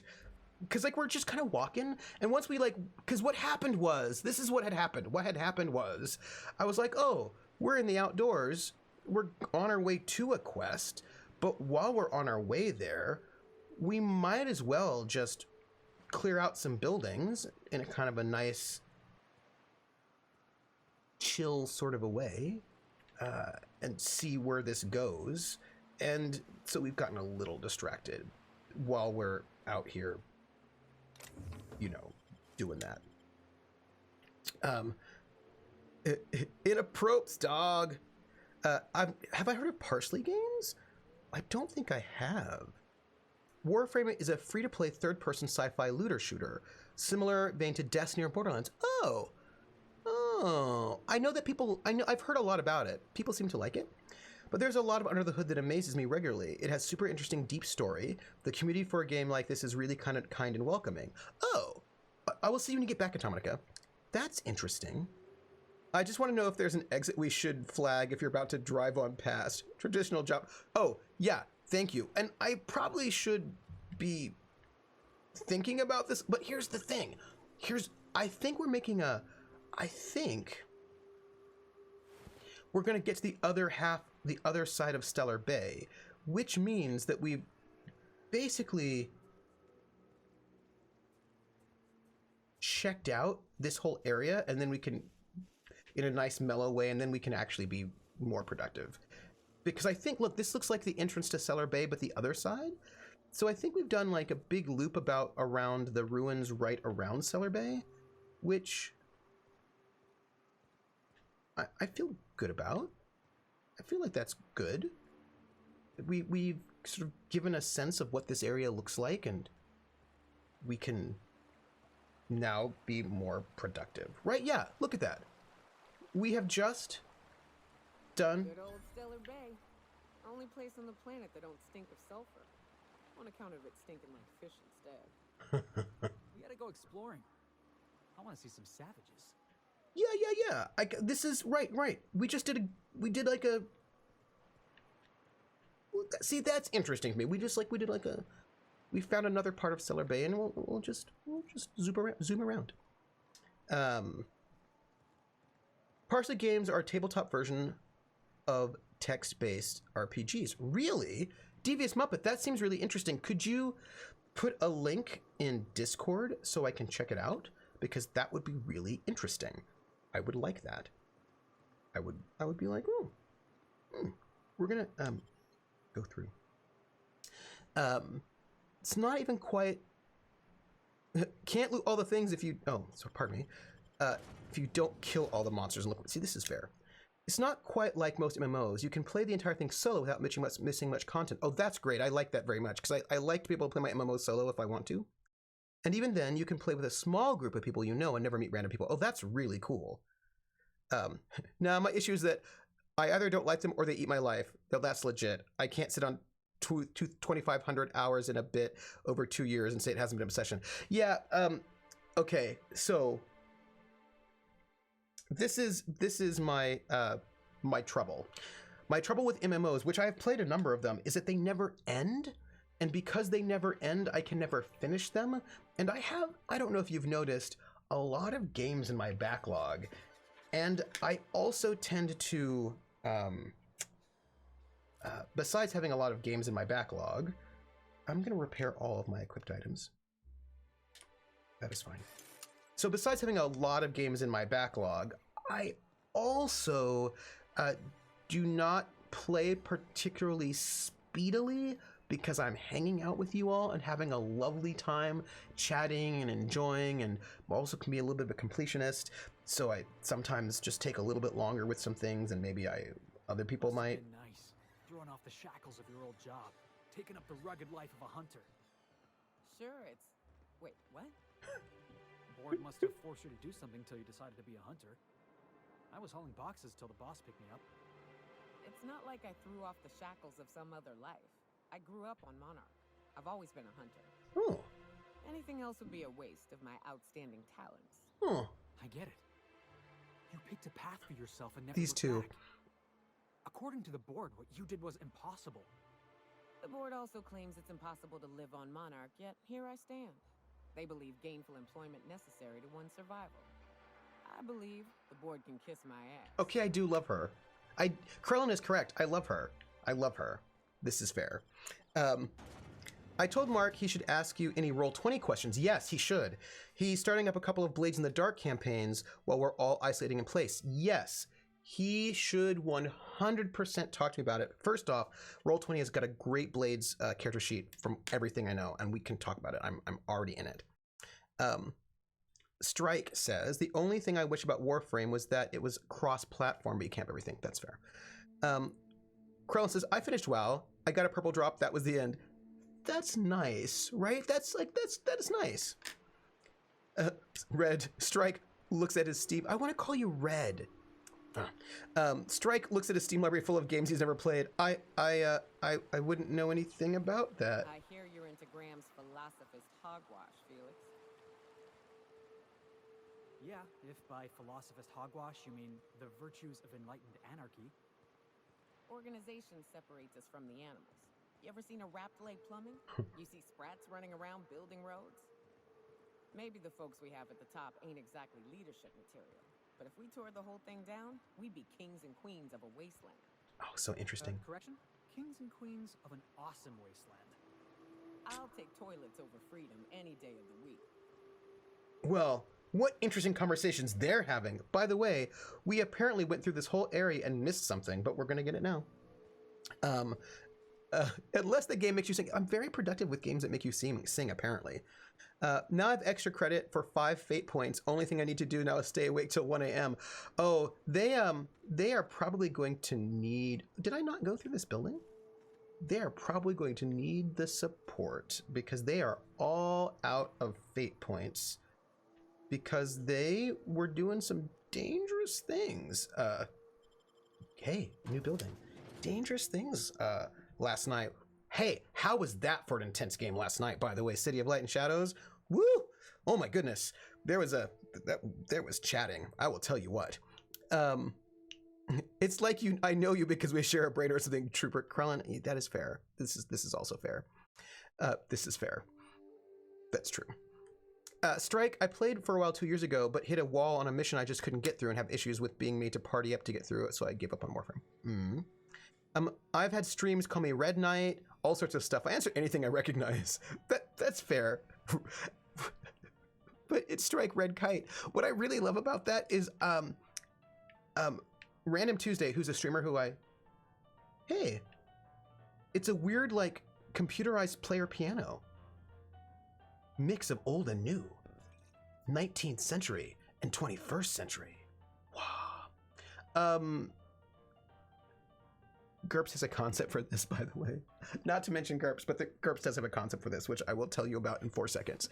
But I don't want to interrupt myself. Random Tuesday, Lauren often misnames people, and those missed names are amazing. So like we saw Eridinsk, who was in here. I don't know if Eridinsk is still in here right now, if Eridinsk is still hanging out, but Eridinsk was named by Random Tuesday Artie Snack, and we just still call Artie Snack because I realized that Artie Snack, that the name is actually Eridinsk, but Artie Snack is now like the most artiest of snacks. It's like the artiest snack available. So sometimes names happen. Red Knight, Strike Red Kite, Strike Red. Yeah, that's all. I can't chat and sing at the same time. That's true, actually. That's true. A lot has changed since. If you're on PC, I'd be happy to help you come back if you wanted. Oh, that's cool.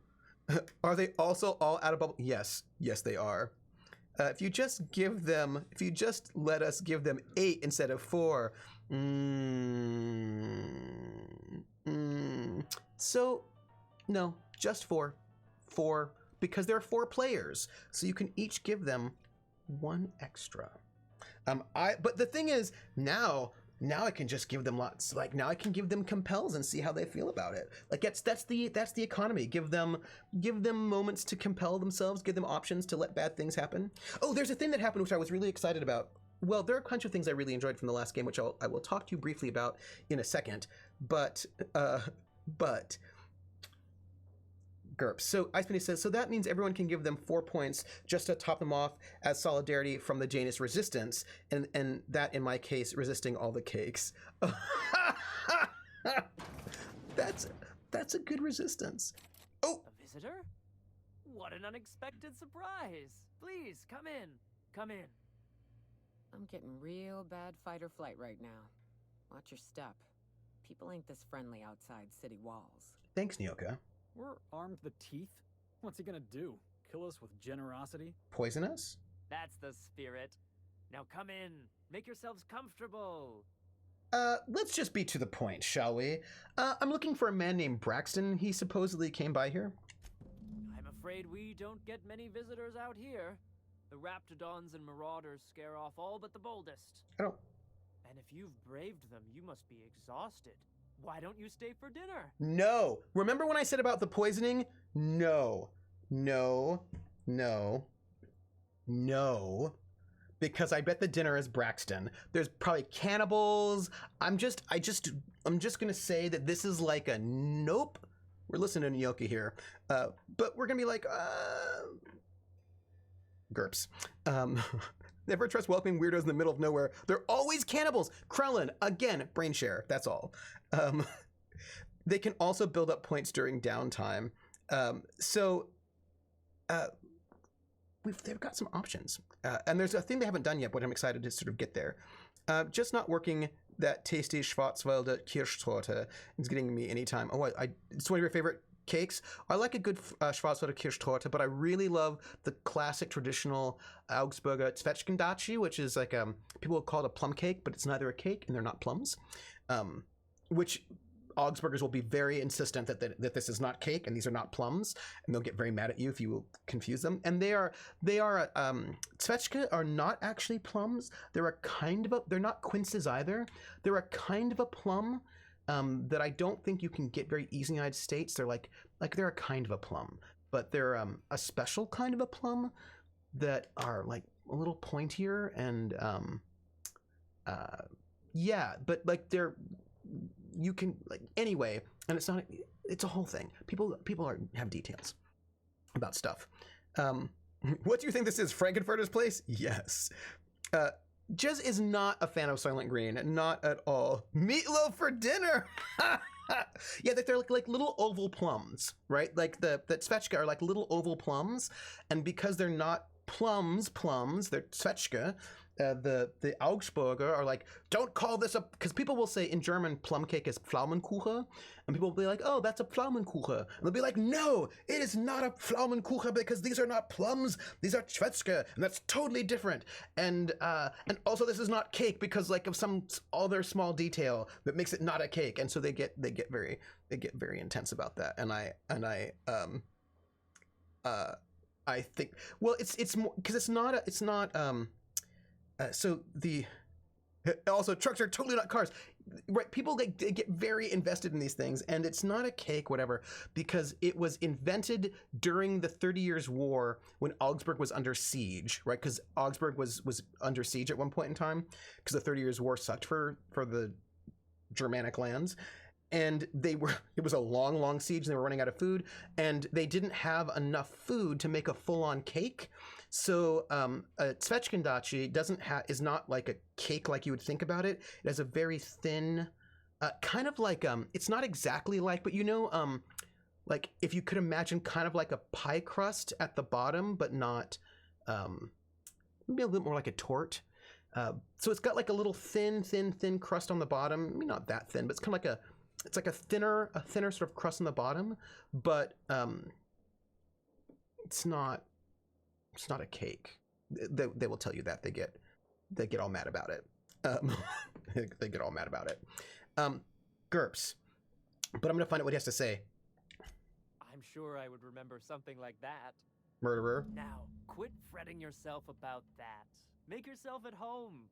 Dinner's almost ready. I think I just lost my appetite. Yeah, seriously. I also should take my... Oops. Oh my gosh. Wait. Why is the door locked? Is it sticking again? I'm afraid nothing out here works the way it used Okay. to. There's a bit of a trick to jimmying it open. I'll see to it once we've finished dinner. No. You'll see to it now. Please, there's no need for incivility. Though I certainly understand how hunger sharpens the temper. I promise I'll get the door open once we've had our meal. Until then, why don't you stretch your legs a bit? A nice walk around the house will surely limber them up. Yeah, so I can just attack him right now, but I won't. I'm gonna just search the area. Yeah, and the dude is seriously a cannibal. Oh, there's another dude here. There's a whole family here. I walked in and was just, okay. Ooh. Sorry. I'm sorry. I just want to tell you this amazing thing. Oh my gosh. So there's this thing that I want to be able to do in City of Light and Shadow. Don't let me forget about GURPS. Split tech levels. There's a thing that I want to do in City of Light and Shadow, but I've not yet been able. The creepy and the kooky, the cannibal family. Ba-da-da-dum. Sorry. Sorry, but that was good. Ice Bunny, thank you, Carlin. Ice Bunny says, we have something called Friesentorte that is a puff pastry bottom and top with Zwetschgenmousse and whipped cream in the middle. Oh, that sounds really good. All right, so there's this thing that I want to be able to do in City of Light and Shadow, and I know how I want to do it, but the moment hasn't happened yet, right? The moment hasn't happened yet. The family we hailed as here as if they were eating the rich. So the moment hasn't happened yet for me to institute this thing, but it's a thing that I want to institute that I'm really excited about doing. I just have to figure out, and I'm gonna have to just like warn the players one more time that this is a thing that they have to sort of ponder about, and that is this.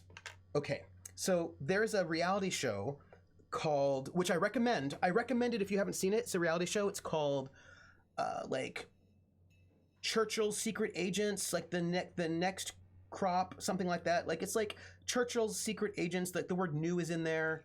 Like the new crop. Something. It's also hard to resist the German cakes. Oh, hey Takarosh, cannibalize it. Yeah, that's good. That's very good. That's really good. So, don't eat Nazis. You don't know where they've been.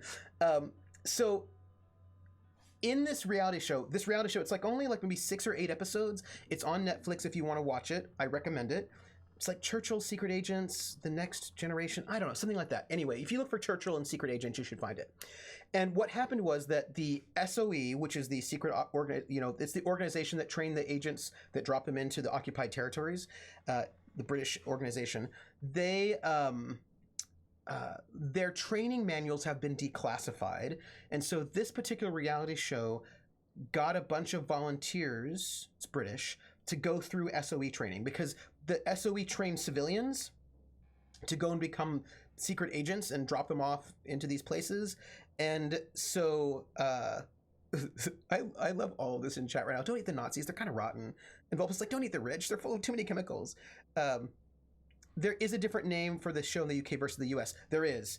That is correct. And I think, but if you're going through Netflix, like it's like Churchill Secret Agents. And if you find it, you can look it up on Wikipedia. And you should be able to get both names in case you're looking at the European title. Anyway, so they drop people off. I love you all, by the way. Boop. They gathered all these civilians and they put them through SOE training to see what would happen. And part of me feels like I don't know how ethical it is to train civilians how to be assassins, but whatever. Hey, you do you. But it was really, really interesting training. And so this is actually, I do love it, Levi. So there's a moment that just happened in the game right now. I'm telling the story because it just happened to us. So there's a moment in the reality show where they have to do this training, and it's one of their, it's not their final training, but it's one of their sort of like later in the training exercises where they're told that their mission is to execute this guy. That there's going to be a Nazi. Like basically there's an office and they know that there's a Nazi official sitting behind a desk in his office, and their job is to go into the office and kill the Nazi officer, and the Nazi officer is a you know, the more of those Spectrum bottles I drink, the less I'm able to differentiate their colors. Like it's a mannequin, right? It's a mannequin. So their mission was to go in there and sort of to kill this person, that they don't have a gun or anything like that. And what was really interesting is that almost all of them came in, saw the person at the desk, rushed to the desk, had to figure out like how to kill this person. I don't know if they had any weapons on them. They might have had. I don't know if they had a knife or if they didn't have a knife. They didn't have anything at all. But so they came in and that they immediately sort of came after this person. But the thing is that there were, they have to run in and kill them. Yeah, that's right, Bunny. And the thing is, there were guards that like popped out and they didn't even see them. They didn't see. I think that they were like there were guards in the room behind them, but they didn't see because they didn't look. They just got that tunnel vision where they just saw the person at the desk. They just ran it, but there was also like something heavy they could have used to attack him with, but they didn't see it. They just didn't see all of these things in the room because they didn't look. They didn't take that moment to look. They just got that tunnel vision and walked right in. And that's what happened to us. We walked into this building and we just saw him and we just walked right up and talked to him, and we didn't look to see that there were 2 other people in this room with us. And so I want to do that. I want to be able to model that in this game, but we haven't yet had a situation where tunnel vision would yet come into effect. Right, because when Regina broke into both of those the office and the bedroom, she had all the time in the world, so she wasn't in a rush. The party, it wasn't there yet. The train tracks, it wasn't there yet either. Like, we haven't yet been in a situation where tunnel vision could be a thing. So you've had lots of that, actually, because not a single member of this oddly successful cell has awareness. Well, but here's what's happened. Well, as you know in Fate, everybody has all of the skills. They just have them at 0. If they don't have more points in them, they have them at 0. So they technically have all of the skills, sort of, kind of, you know, and could have been when Tango found the gas. And you may have been able to do something like that when Jules had the gun, right? So what I'm waiting for is a moment where they come into a new situation, right? They come into a brand new situation, because the problem with the Jules and the gun is that he'd already scoped the place already, right? So he's already done the thing of sort of checking out the place. So I'm looking for one of those moments where they walk into a situation where they don't know what's behind this, they don't know where they're at. Ready when you are. We're gonna get there, don't worry, Nyoka. Where they don't, and they walk in brand new, fresh. And the thing is, I'm gonna give them the option of, like, in those moments of, this is how I'm imagining GMing it. You walk into a space cold, right? Just like we walked into this space. And the question is, do you immediately attack, or do you take a moment to make an awareness check? So, like, when you walk into like a dangerous situation that you are unfamiliar with, you have the choice of attacking immediately, in which case you only see that tunnel, and in which case I'll sort of give them the tunnel vision description. This is my thought is, you walk into a space where you only get where, like, it's in a tense moment where, like, you're in that kind of fight or flight space. You walk into a space, I will give you a truncated description, and I will sort of note that like your concentration is right here, and I'll say, okay, you have the choice now. You either attack right now and you get to go first, right? It's the first moment, or you make an awareness check and you actually scope your surroundings. And if you scope your surroundings, you're going to get other things sort of available to you. And it makes me think about basically scene aspects, that if you take the chance, if you take the time to check out your space, then you'll be able to see all these things. But if you don't, and you just immediately act without rush into a space and act, then you're going to have very limited information. And so that's what I'm thinking about wanting to do, because I want to model what we just experienced here in this game, but also what these real people experience in this reality show, where when you rush into a place, you don't necessarily take the time to look at everything. And that's what I want to model. So I just haven't yet had the opportunity where it made sense to have that happen, but it will happen, I'm sure. I don't know when, but I'm sure it will happen. But asking that shows there is something to look for. Welcome back, Atomica. Well, no, but the thing is, I think that the way you do it is that you let them know that they have tunnel vision, and there may not be anything else to look for, right? So the idea being that, like, I'm going to talk to creepy cannibals. The idea being that you walk, first off, this is the door we came in, and it is locked. We need the house key. I have thoughts and feelings about this. And part of my thoughts and feelings are about how I'd like to pickpocket everybody for real, but everyone is looking at me, and I feel like that is not even doable. So we're gonna have to chat with people. What a pleasant surprise. Just when I was beginning to fear we'd seen the last of good company for a spell. Yet the Eternal provides, does it not? Eternal provides what? More food? I'm very concerned about you. I just made my first payment on my new car, and it feels good to be so far ahead of everything now officially. Oh, that's amazing. I don't yet own a car. I don't know if I'll have to get one if I go to Ithaca, but you know. Would almost have to set up the question as you can attack first and get a bonus, or stop and look for more info to let them see the need for a choice. See, actually, they're not going to get they don't get a bonus for attacking first. They just get to attack first. And that is in and of itself a bonus. Like, you get to strike first. But the way I'm seeing it is, Yeah, I'm in Boston. I don't need one, but I'm going to be in Ithaca for a year, so I don't know. So this is something interesting about how initiative works. There isn't really an initiative system in Condensed. There's sort of one in regular Fate Core, which has to do with who has the highest. Basically, this is how initiative in Fate Condensed works, which is fine. How do you know who goes first? In Fate Condensed, you kind of just decide what makes sense. I think in a regular Fate, there's a stat that it's based off of, which I think might be the equivalent of awareness. But it's the popcorn system is what you do in Fate Condensed, which is the person who goes first then decides who goes next. And everybody has to take a turn before you come back around. So So the thing is, if you rush in to the room and I say, okay, well, you can go first, you can just go first. That means you get to decide who goes next, which means you could have your entire team take their turns before the opposition does, but you haven't checked out the room.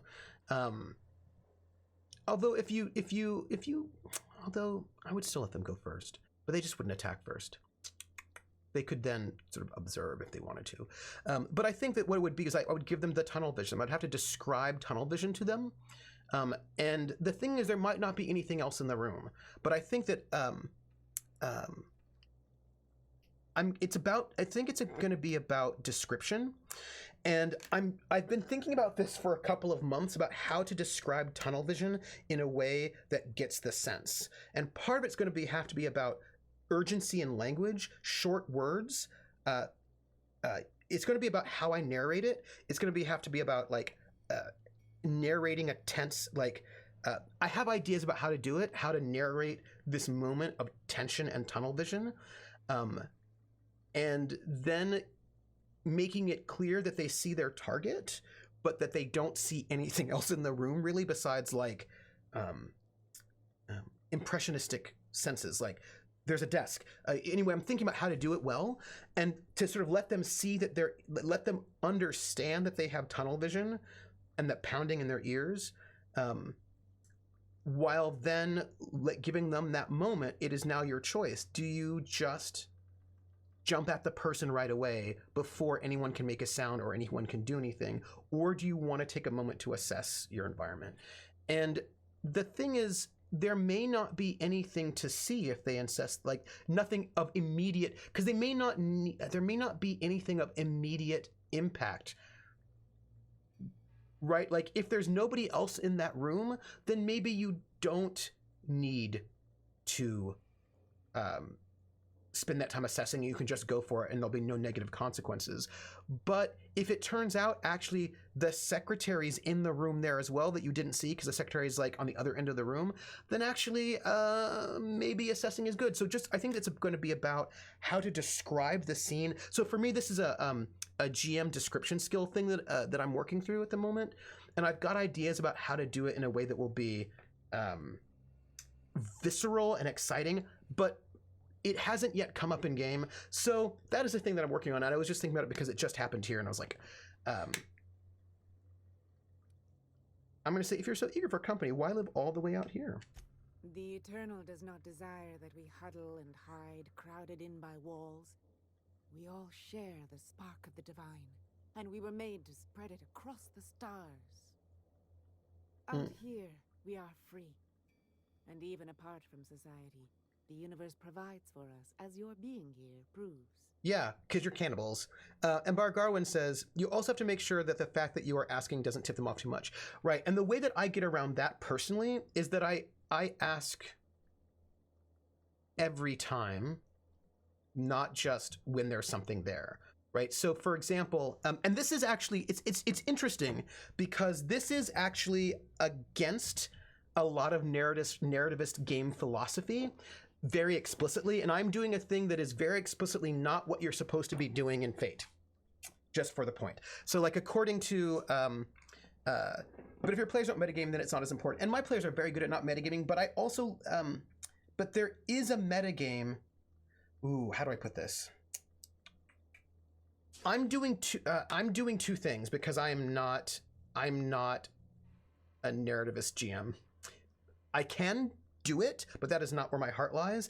And for me, I am doing something not just to the characters, but also to the players, right? I'm inviting them to, I'm wanting to impact the players, not just the characters, and not in a creepy way, which means when I'm building tension, I want to build tension for the players, not just for the characters. I don't want to play a game. It's like, I think that Rissa does this really well. It's like when you're playing a horror game, if the players themselves are not a little nervous and they're just like, this is so hilarious, my character's scared, but they're just totally fine the entire time, then I feel like I'm not doing my job as a good horror GM. And Rissa does such a great job of making us, the players, nervous. Like, ooh, I don't know about this. So nervous, as a matter of fact, that a number of the players do not want to go back to Ellensburg, even though we clearly should probably go back to Ellensburg because it was scary. And that's great. And I think that is wonderful. And there's a thing that I want to be able to do. So part of the narrativist philosophy that is in Fate, but in a lot of other narrativist games, is you do not have players roll unless failure would be interesting, unless there's like a consequence for failure and success. If there's no consequence, and by that they mean something more like serious, for failure or success, you just don't have them roll, right? That is actually part of the philosophy, and that is not what I do, to be honest. And I have them roll, and I'm sure that if there are people who are real Fate heads, they might be irritated already by some of the things that I'm doing in City of Light and Shadow. In that I actually have them roll awareness a lot more than maybe a traditional Fate GM might do, because the traditional Fate GM would really only have them roll for awareness if there's something to find that is important, and if not finding it would drive the story forward in an interesting way. Right, so the idea that if the failure is not interesting, you just don't have them roll, you just give it to them. That is part of the narrativist philosophy, that you only have rolls happening when it forwards the narrative, right? So for example, people would say, don't have Regina roll to break into that room if failure is not going to work out. Don't have them do that. Whereas personally, I don't tend to do that. That's not what I do. Ambar Garwin says, make them roll whenever they want to do something, regardless of whether there is risk or not. Right, so Ambar Garwin, that right there is totally against narrativist philosophy. That is not what you do at all if you're going to be running narrativist. Instead, you have them roll when failure is interesting. If failure is not interesting, you basically give it to them. And Krellin says, but you had her roll basically determine how she broke in. And the thing about Fate, which is what I think is interesting, I feel more comfortable having them, right, she could have smashed in. That just wouldn't have worked with her character's goals. Right.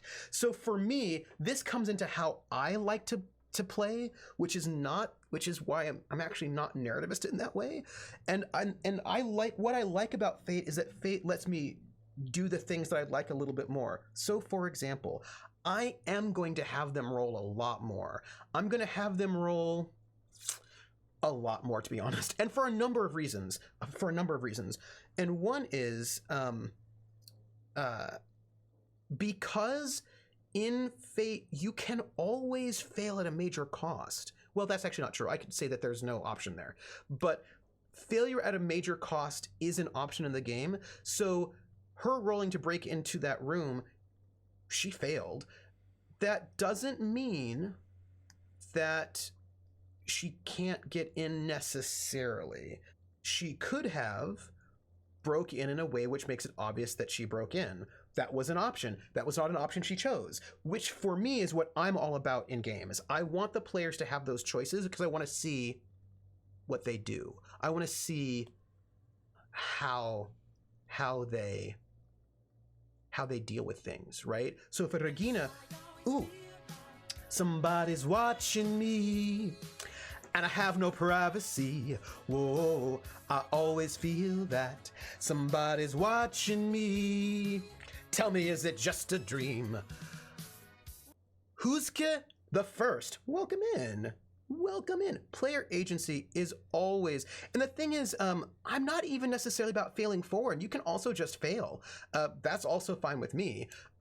Like, I'm also okay with that. But I want them to have I want them to have to choose.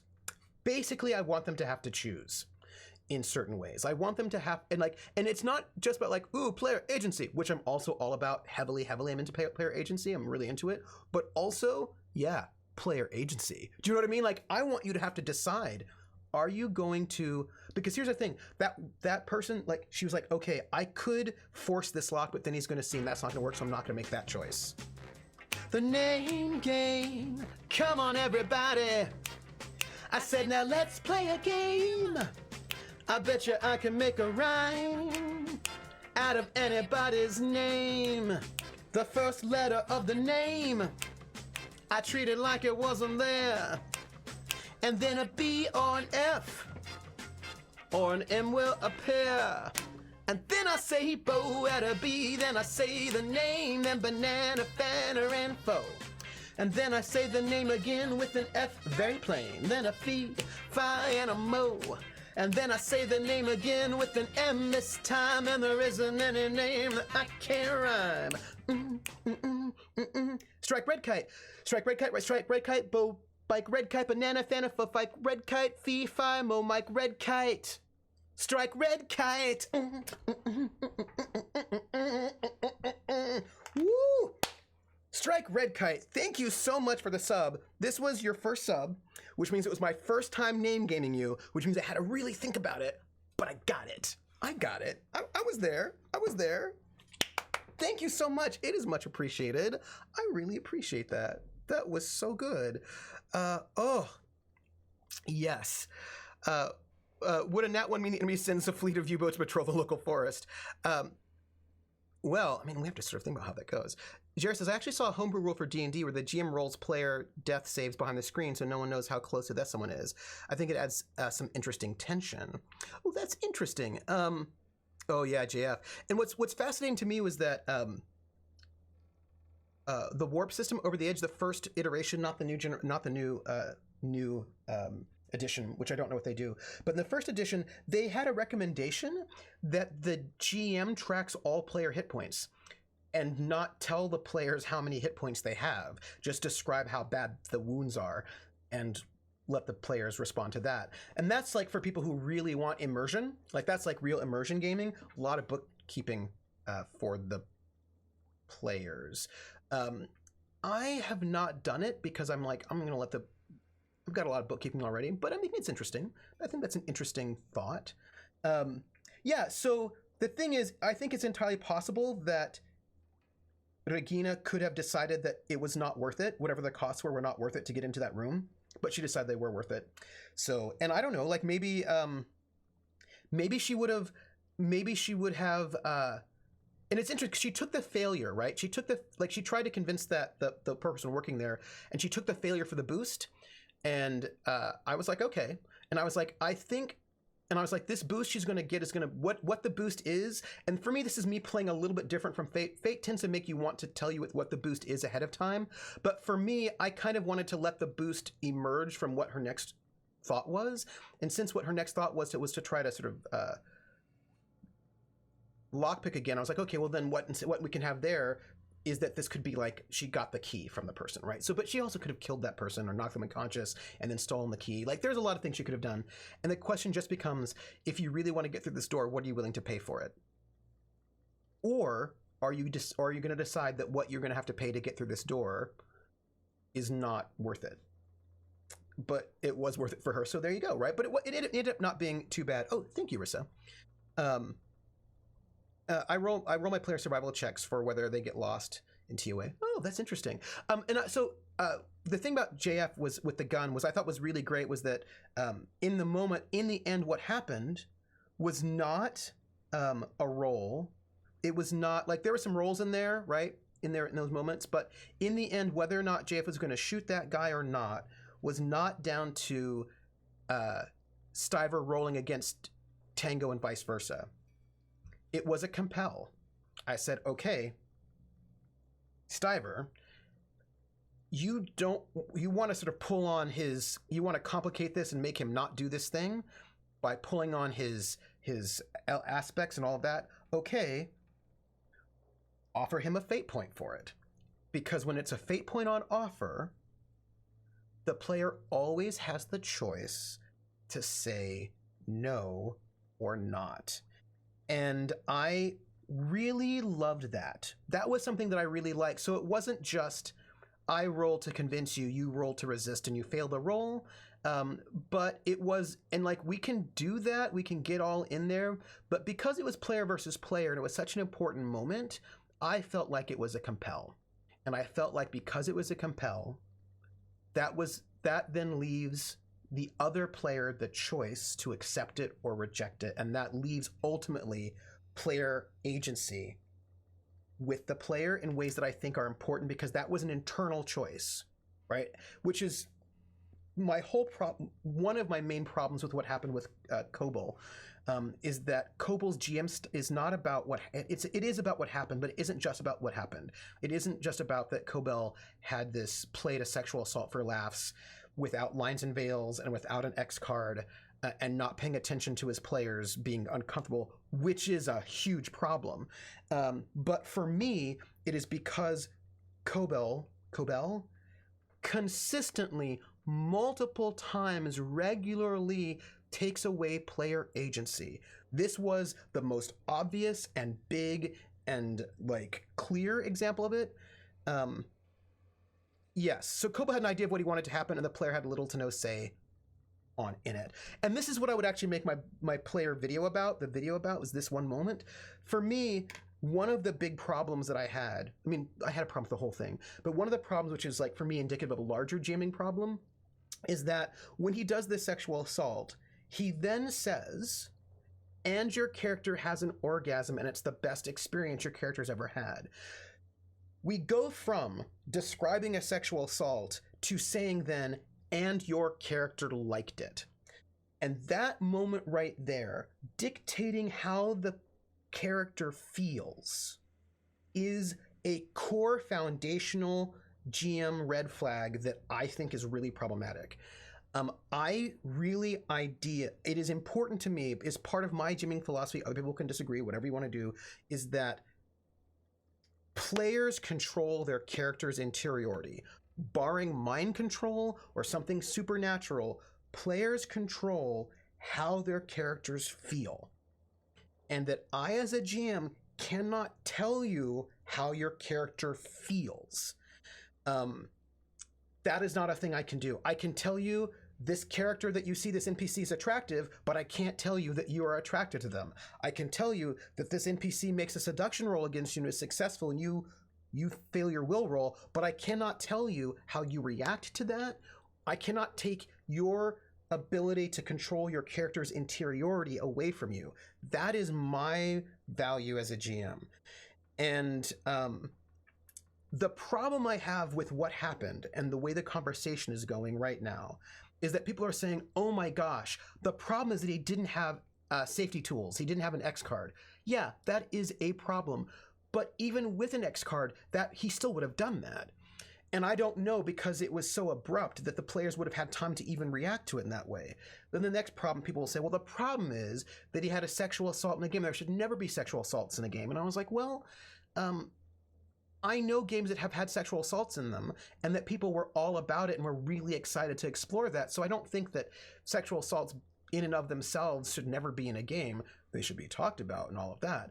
But the problem is that, for me, is that there is there has been in a number of his games a normalized pattern of taking away player agency, often in little ways, things that are not sexual assault, but there are all these things here. And his doing that to sort of infer the narrative was seen as good GMing, as like a thing that you should model.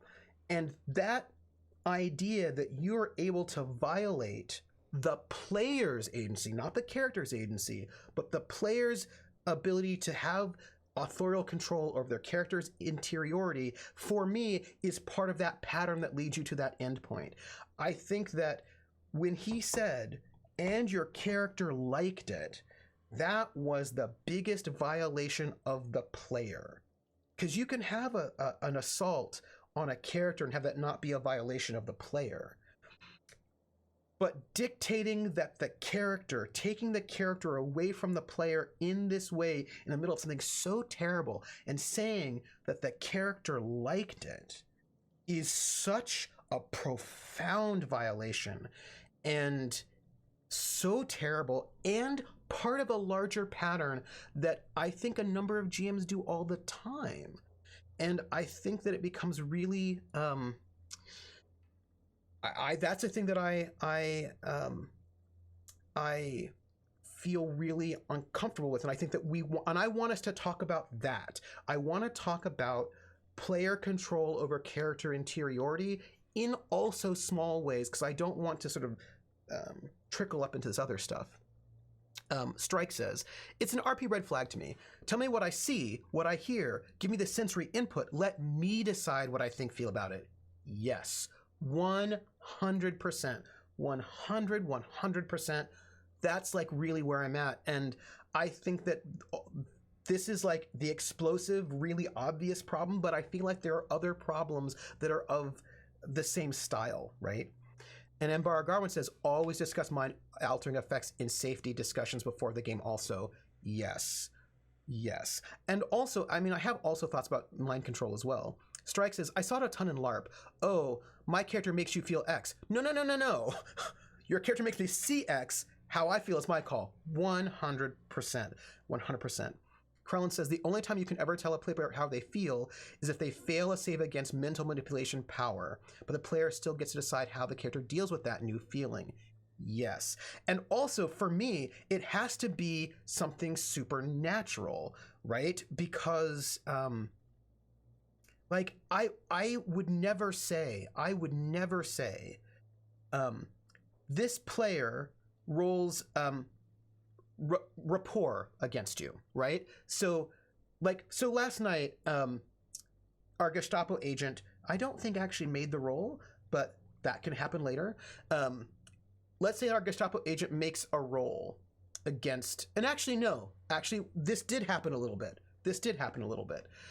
Our Gestapo agent basically made a roll, a rapport roll against Sylvie, the character, at PC, and was successful. And how it all worked out in the end is that our Gestapo agent gets a boost against Sylvie, a boost that will give him a +2 that reflects the success of that rapport. I let Rocket Fox name that boost. I said, what do you think that this boost would be? And what Sylvie named was reserve judgment, that's the boost. That at this point in time, Sylvie has reserved judgment on this Gestapo head. Because I would never say to Rocket, oh, I won this, this guy made the roll, so now the boost is that you really like him, or he's your best friend, or this is how you feel. I would never say that. What instead I'm going to say is, what do you think that boost should be? You know who your character is better than I do. You know how you would respond. You tell me what the boost is. I'm going to be able to, I have a boost now that I can use, but you tell me what it is. And that I think is important, because you have to let the players make those choices. Strike says, safety mechanics are great, but if your players don't trust you enough to use them, they're worthless. Yeah. And if your players are on stream and it's live, they may feel pressure not to use them. So you have to be really careful.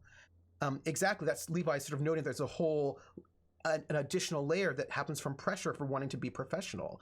I mean, and like I have a theater background. Like I did theater for years and years. And when you are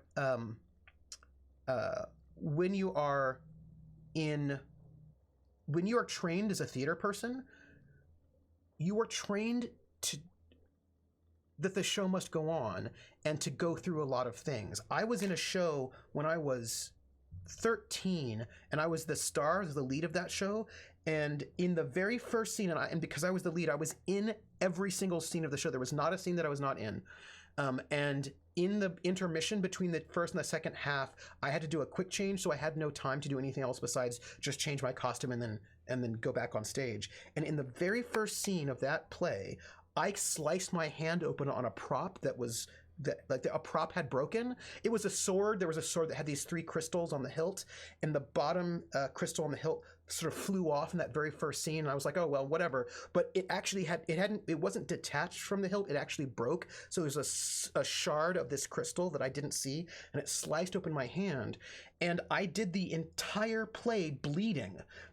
As a 13-year-old, I did the entire play bleeding, and because the show must go on. And there's a way in which you get pressure to be professional and to not make waves and to not mess up the show. And there's an audience. And so safety mechanisms, I think, are really complicated when you're doing a live show, especially with people who are professional, or actually anyone really. And so we have to sort of think about safety in a streaming context a little bit more intently than I think we have, and we should be thinking about that.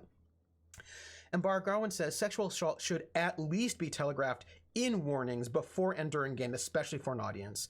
Yeah, there's a lot that you have to do with that. You know what I mean? There's a lot, and I think you have to be really careful.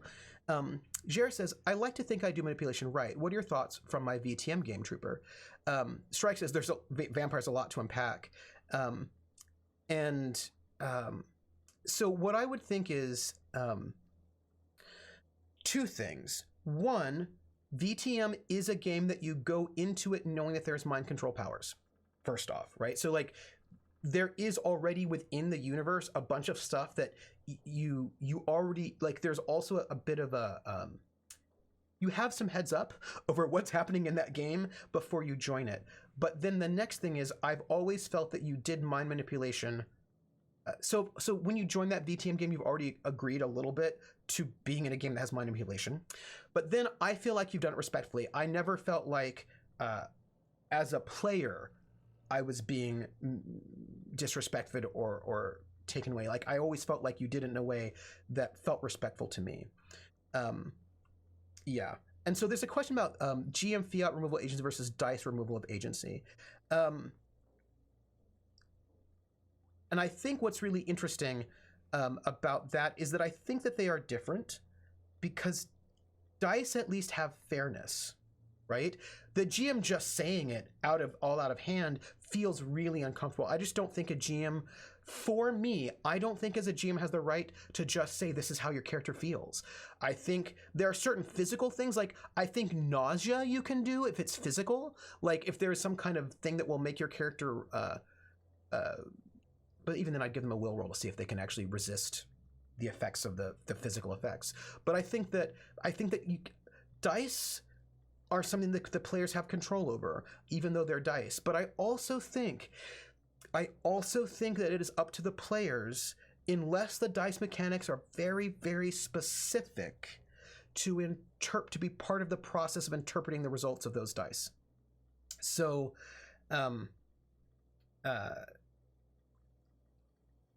Krellin says, seems trustworthy is different from you trust them. Yes. 100%.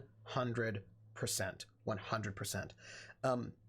They seem trustworthy is very different than you trust them, because somebody can seem trustworthy and you may still not trust them, right? That's you're not picking up anything that reads distrustful doesn't mean that you still don't just trust them, right?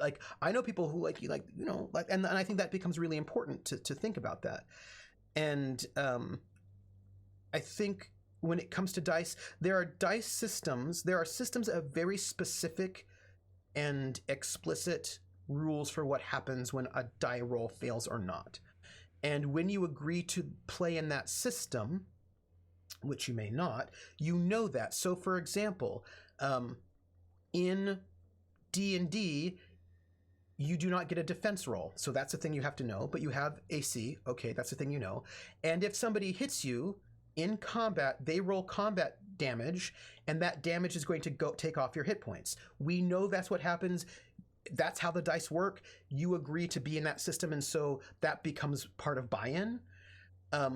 It would not be okay, however, for me to say, okay, you rolled a nat 1, you now have fallen in love with this person and want to marry them, and actually, as happened to one of my characters when I was a player, and it wasn't even a nat 1, by the way, and also there was a bunch of stuff going on that was not okay with. We're like, oh, you rolled a nat 1, you have sex with this person. Like, wait a minute, where did that come from? That's not anywhere in those rules. Hold on.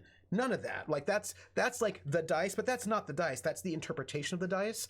And I think when it comes to interpretation of the dice, when there are systems where dice can be interpreted, I think it becomes really important to make sure that that interpretation does not break the interiority rule that I have. So, like, that becomes a thing that's important to me.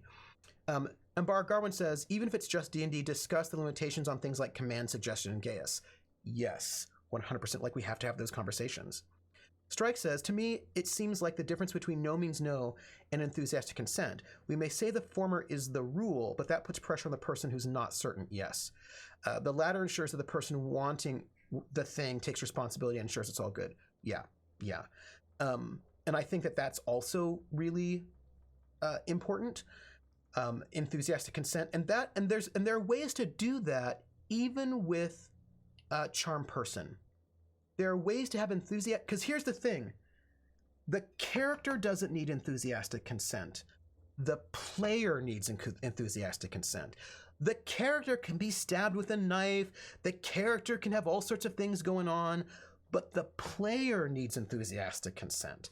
That's the thing. And so there are ways to have terrible things happen that still involve player enthusiastic consent.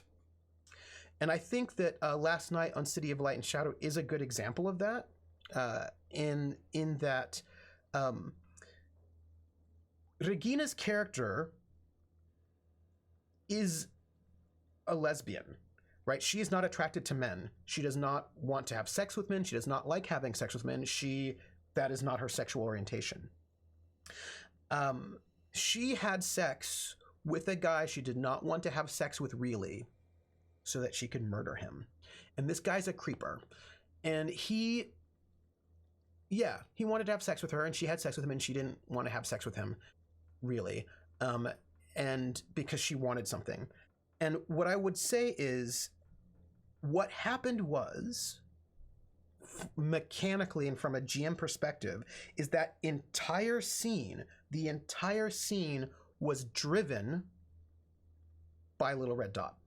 She made that scene happen. She was in control of that scene the entire time.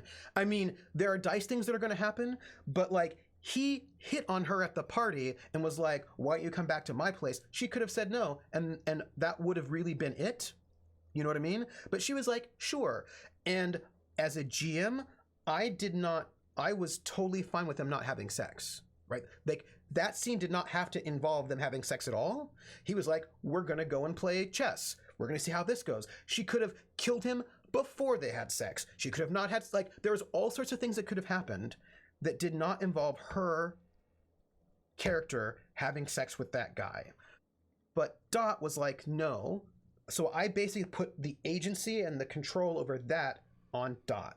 Her character did a thing that her character is going to be traumatized by, but Dot was in control of that scene, and that was Dot's enthusiastic consent to have that scene. And I would not have done that scene at all. I would not have driven the scene that way without explicit consent from Dot, but more likely I would have sort of, like, that was Dot's move. And that's how I did it, right? Because I don't need to do that to my players, but we can do hard things. We can do mature things. We can do difficult things. We can do things that the characters don't want to do. But we can do things that will traumatize the characters, but we don't want to traumatize the players. And the way you do that is you have the players give you enthusiastic consent. And so for me, and this is a thing that has always been my policy, even back to D&D 1E. D&D 1E, people, when people were a little bit weird about things, when the villain, and I've had bad guy villains do charm person, or kind of mind control magic on the player characters. And what I say to the players is I do not tell the players what to do. I say, you have been charmed person. There is mind control magic going on that makes you see the party as your enemy. You tell me what you do about it. What would your character do?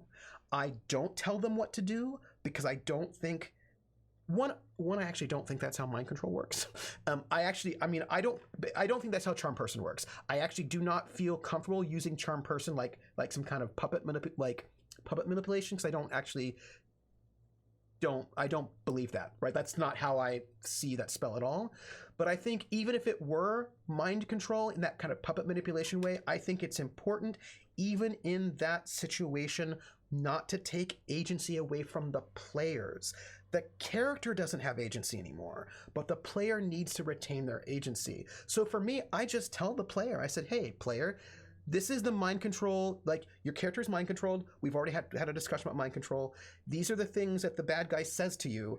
You decide how you want to do that. And I trust my players to then decide how their character is going to do that, because I don't know how their character will interpret that mind control. And I'm interested in finding out. I'm not interested in making them do what I want them to do.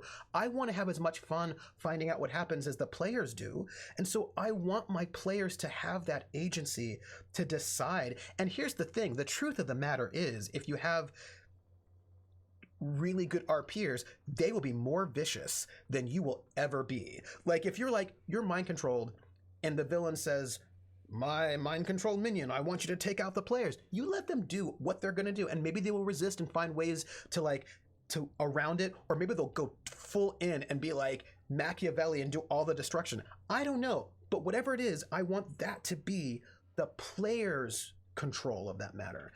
And I do not feel like the conversation around Cobell is discussing that violation enough. And that makes me a little frustrated, because I feel like we're missing the forest of the trees a little bit, that we are missing the because the thing is, those violations that I'm talking about of player agency are happening around tables all the time, just not with sexual assault, so nobody says anything about it or think it's a big deal. But I actually think it's a big deal all around, and I think that I want us to really talk about player agency and not violating the players in these sort of more, so those are some of my thoughts. Levi says, I just went back and read some stuff I wrote in preparation for my players encountering an aboleth, and the language I'm trying to use to creep the players out is about the aboleth passing its emotions along with the words and making them feel things. And even then I'm clarifying that their characters know they're external because of a different shade to what they're used to. Yeah, that's really interesting. With my aboleth encounter, I would say things like, your character wants to hurt X, and allow the player to decide how they would fulfill it. 100%, totally. And I also, Levi, I also like, this is a thing that I think is actually really good about what you're saying, which I think is quite valuable. And it's about a kind of,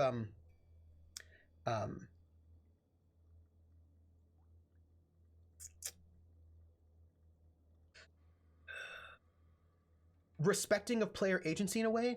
If you say you are feeling these feelings because there's actual emotion control going on, like we all know the spells in the campaign, we know it might be used against you, and now it's happening. The idea of letting them still exist is, I think, important, right? So you're like, this feeling of hatred or anger is washing over you, and you're feeling it creep into your body. Still allows you to signal to them that emotion control is happening and that is impacting them, but still allows them that their character is to be there. And maybe they are then, their character cannot control it, but I just feel like there's a particular way in which you have to signal kind of respect to those players in that moment. And Rissa says, and I think anyone watching last night's episode could see that everything that happened in this room was driven by Dot. Right. And I feel like that's how you have to do that sort of a thing, right? I think that becomes really important, right? Krella notes, in 5e, they actually specify if a charm also allows the caster to give instructions. Low-level ones do not, right? And then don't give them instructions. And even if it does allow you to give instructions, players have the ability to interpret those instructions. And that becomes important, right? Maybe the player's idea of how their character responds to anger is different from the DM's. Yes, that's so important. And for me, because I'm interested in getting to know the characters and getting the players to know the characters, and like that's what I'm interested in. And I'm interested in finding out things. What's interesting to me is to see how the player decides the character responds to anger. That's interesting to me. I'm not interested in saying, well, your character punches the wall. That's not interesting to me, because after all, maybe they wouldn't punch a wall. I don't want to do that. I don't think it's respectful. For me, my opinion. But I'm really interested to see how the player decides their character responds to being flooded with anger. That's really interesting. And I think for me there is a long-standing habit of GMs taking control over character interiority. And please note, this is really important, because I was having this discussion with someone else recently, with Random Tuesday actually, and Random Tuesday's like, well, sometimes I will dictate that the players do things, and I was like, right, I got it. We can go a little bit longer. We'll finish this scene. And I know that punching the wall is very interesting if what was included was you're very, very angry at Bob, who's right here in front of you, and then the character punches the wall, not Bob. Interesting. Yeah, that's really interesting to me. And now I've learned something about the character that I can use to be a better GM for that character. And like we've done, like, I love that. Like if I say you're super, super angry at Bob, and Bob's like smug faces right in your face, and the character's like, I punch the wall. It's like, ooh, right? Like, oh, that's really interesting. And then I get to have fun as a GM because I get to be surprised. And how cool is that? And like, ooh, neat. I'm very excited. And I think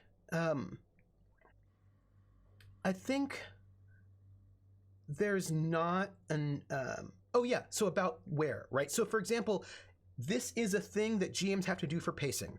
GMs have to do things for pacing, which is speed things along sometimes. Sometimes you have to speed things along. So for example, last night when we ended it, I ended the thing with everybody at home. It's entirely possible that some of them might have wanted to do things before they went home.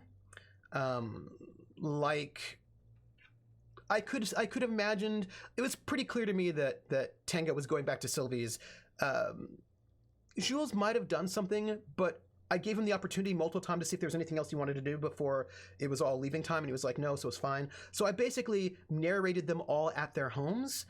And the thing about that is I don't think of that as a violation because, one, I'm not controlling their interiority at all, but also eventually they're going to go home. And so I was like, okay, we're going to sort of pick up our scene where that happens.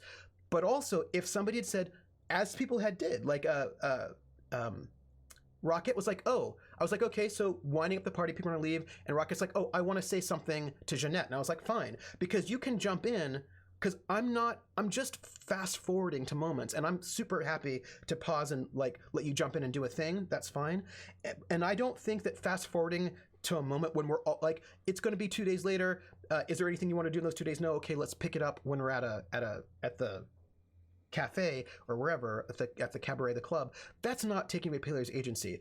That's just controlling pacing. For me, the agency is about going in and saying, this is what your character does and feels, without giving the players any ability to do anything about that. So I find that. Anyway, I really do, I don't know when I'm gonna have time to do this, but I really want to do a video and put it on YouTube about this, because if all we take out of the thing with Cobell is that we shouldn't have sexual assaults in games without safety mechanisms, which we shouldn't, but if that's all we take out of it, I feel like we're missing some really important things we should be talking about. Basically, Jules might have knocked on that carriage house door. Maybe, we don't know. We don't know. We'll see. Playing the game today was a mistake, except this past tangent was spawned by the game. It was. This is how tangents work, right? You. Just that your presence here is a gift to us, and one that we don't take for granted. They're cannibals. Cannibals. Look at me, prattling on as if this gravy is going to cook itself. Cannibals. Why don't you run along until we are ready for dinner? All right. So here's the thing, Crone. One of the reasons why I like playing sort of intense games is because they're going to spur really interesting tangents. And that's kind of one of the reasons why I actually even like these games. They're totally going to eat us. Let's talk to the sun. Oh, hello there. You come for dinner? Cannibal. Actual cannibal Shia LaBeouf. I'm going to say, actually, I'm looking for a man named Braxton. Sorry, I'm not real good with names. Is something wrong? It just gets hard to remember things. I recall moments, feelings, but the details slip. Other times it's like there's fog. Sorry, have we talked about this before? Wow, here's a problem. There's a daughter upstairs too. Ooh, we'll find this daughter. Admittedly, the stare straight ahead and barely blink does not make the eating less likely. This is fair. Maybe I can help you. That's nice of you. I usually feel better after I eat. Mama said dinner's almost ready, huh? Okay. Look, this is a problem, everybody. It's a problem. Well, let's go upstairs and continue to... I want to pickpocket these people so bad. Hey, look. It's a locked door, which, by the way, I'm totally going to pick. Hello, daughter. I'm picking this... Oh, there are doors. We're going to finish our game for today when we clear this thing. That's what we're going to do. This is our plan. Admittedly, some people are also saying no sexual assault in games flat out, which I think is really missing the point. Yeah, exactly. Like you can. We have a GM that Rissa and I play with, who's an amazing GM, and he writes also for GURPS. And he describes a sexual assault that happened in a game that was this really powerful and important moment for the players who were all so excited about it and really happy to explore this. And it was basically between two player characters where they misunderstood the situation, and they were both really excited to explore that for their characters. And you can have those things in games. It's just like when people say no racism in games. Like, you can have racism in games. You can have all sorts of things in games. That these things exist in the world is not a problem unless nobody wants it there, and then it is a problem.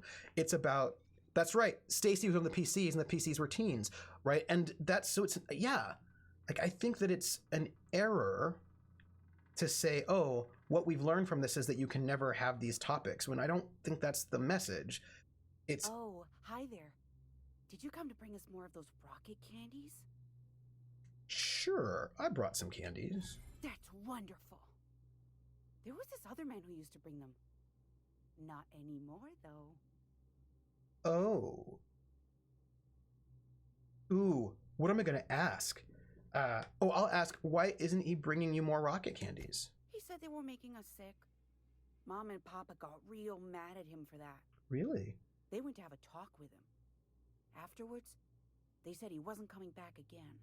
Yeah, these people do not look healthy. Yeah. What can you tell me about this man? Mama and Papa said he came from the city. When we got sick one time, he brought those candies to make us well again. And they worked. Now we feel better than ever.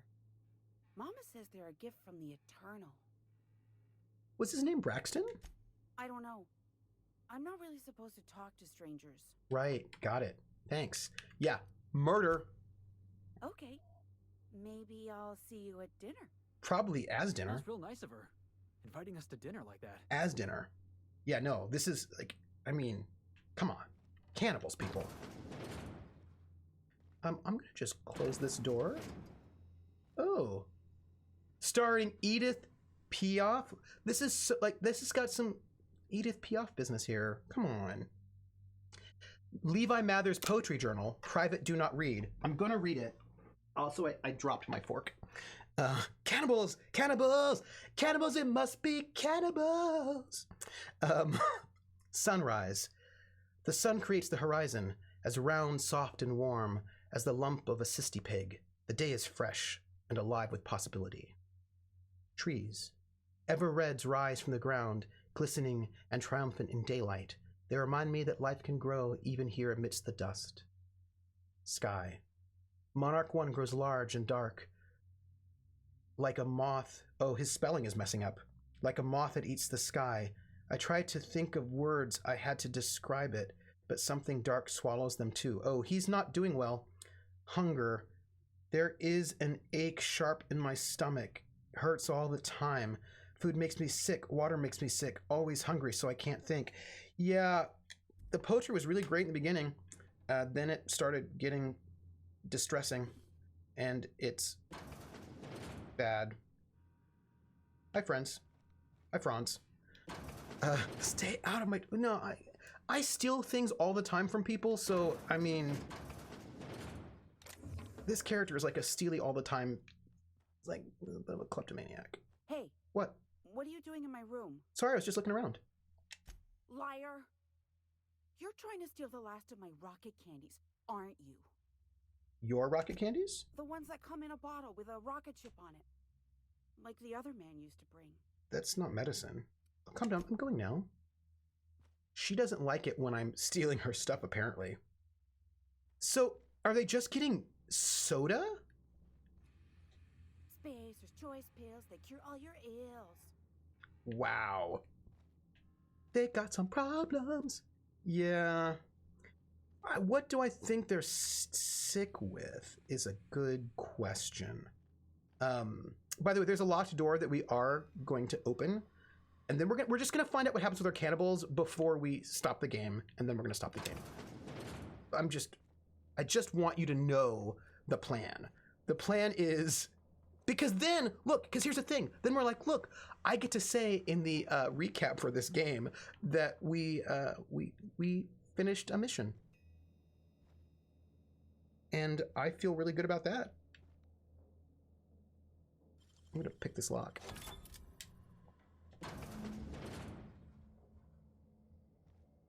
They sulfur-sodden assholes. Ain't enough that the raps eat everyone? Now people are doing it too? I am so glad I skipped lunch.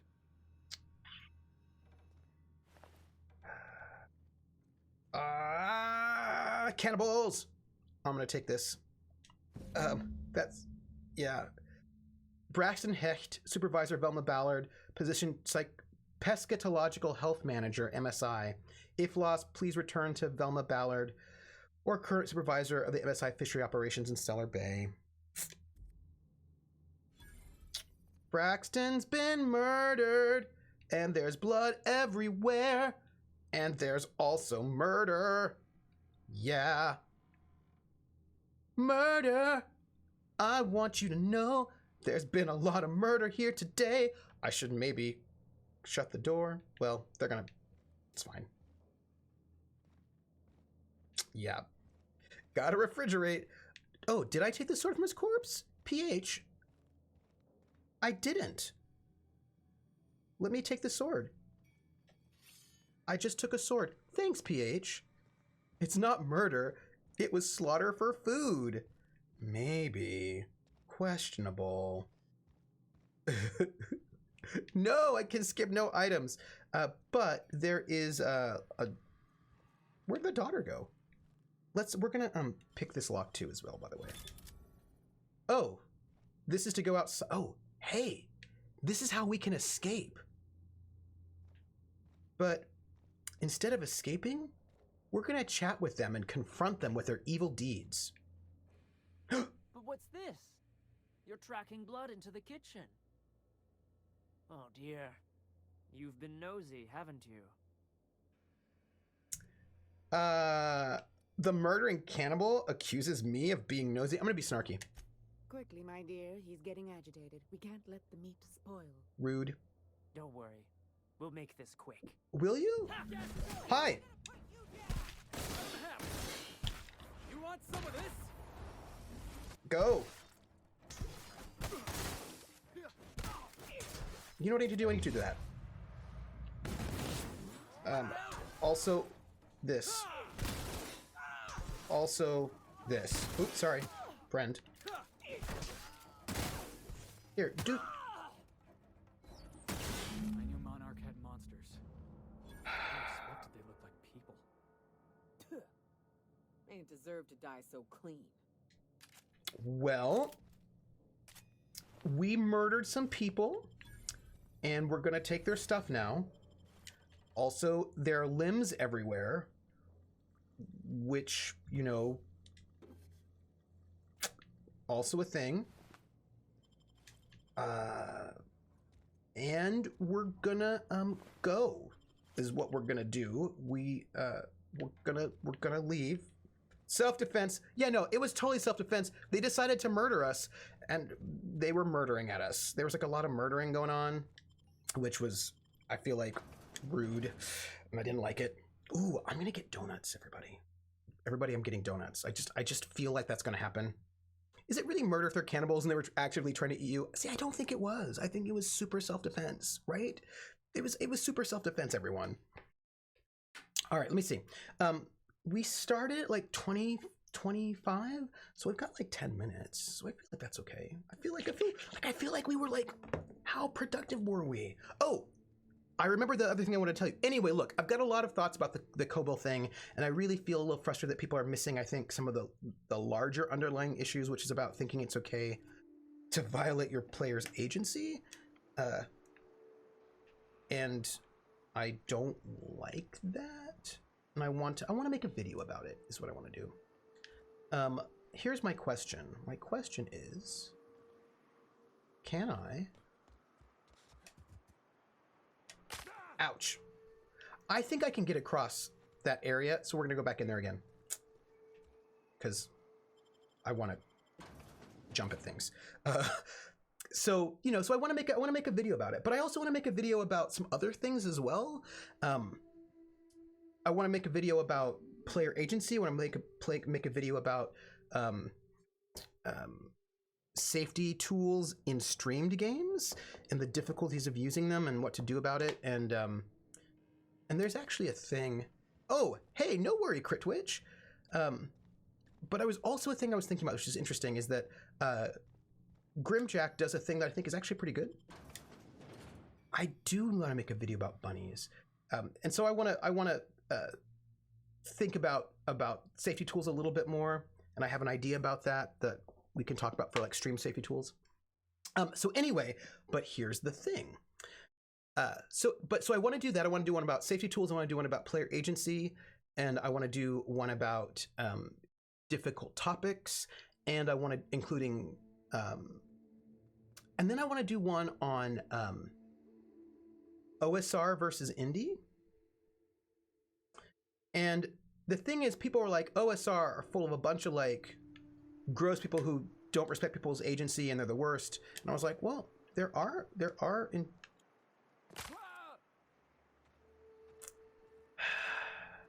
You know what? I actually think there's nothing in there for me. I actually do think that there are gross things happening in the Amber Heights, Weapons from the Void. Oh, this is not what I want. But I actually think, so anyway, yeah, so I think that there are potentials for bullying and badness that comes out of that kind of gamist antagonistic relationship, which doesn't have to be there, certainly. But I also think that there are dangers in a narrativistic, in indie narrativist games that are all about like being edgy. So I feel like, for example, Monster Hearts could go real bad real fast. And I think that people, because the indie scene is framed as being progressive, that people don't sometimes overlook some of the red flags and potential dangers in the indie scene because it's framed as being more progressive. And I would like to talk about that as well. There are just some things I would like to talk about. Let's see, Family Matter.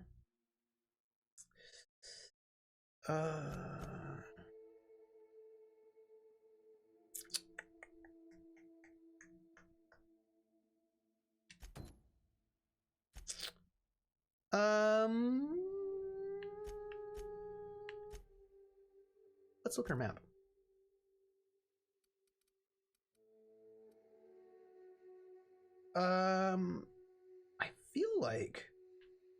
I feel like we haven't gotten to our like mysteriousness. What is this?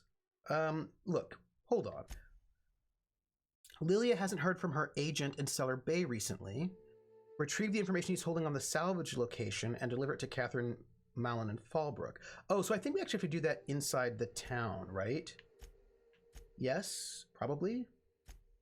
Oh, that looks really like a fast thing to do. And we're gonna do that. We're gonna do that. Because this looks like a nice place to go. Well, actually, I'm gonna just look to see what where this is in our map, so I can just see. Okay, so yeah. Look, here's what's up. We are we have a little bit of traveling to do, I think. So we are going to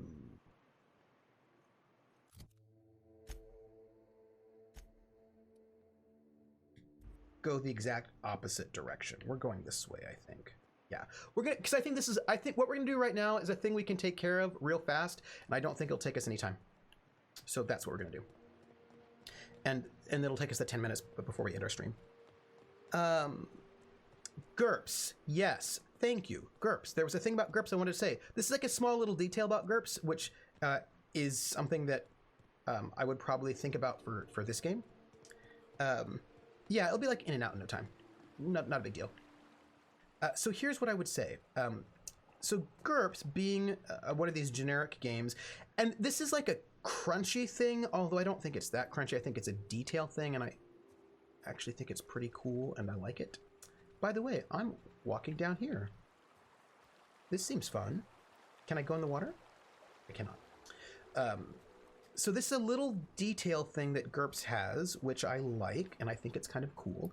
So, well, I don't know, Krellin.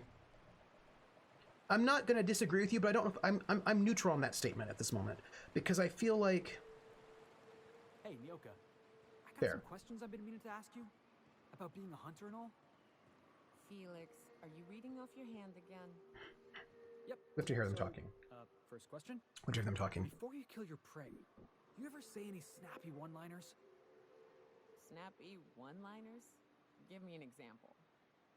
Like, nothing personal, or maybe, you messed with the wrong hunter. Animals can't understand language, Felix. Besides, it's always personal. I don't kill them, they'll kill me. It ain't exactly a wholesome business arrangement we got going on. You too. All right. So GURPS being one of these universal systems that's all about, all about different things, right? They have tech levels. So you can place your game in different tech levels. Like level 0 is like the Ice Age, and level 1 is... level 2 is the Roman Empire. So I suppose level 1 is like the Bronze Age?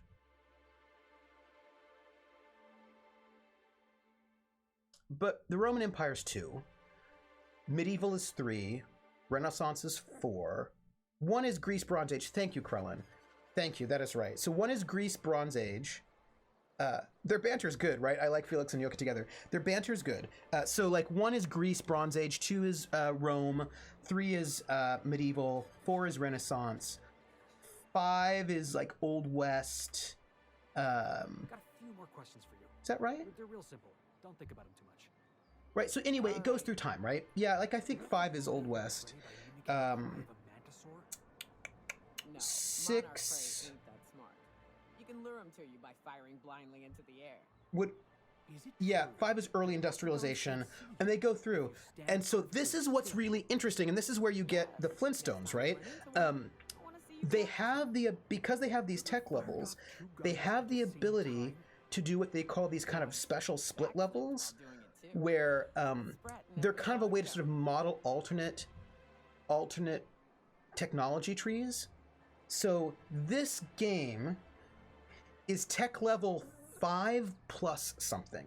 So it's spaceships. We are currently in tech level 8 is where we're at right now.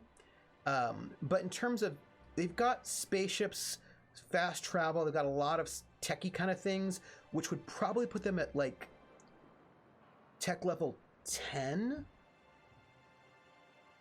Probably tech level 10-ish is what I'm thinking in terms of like their sci-fi level. Because like 9 would be like, I think a lot of cyberpunk is 9 because it's near future enough, but it's like sci-fi but not super.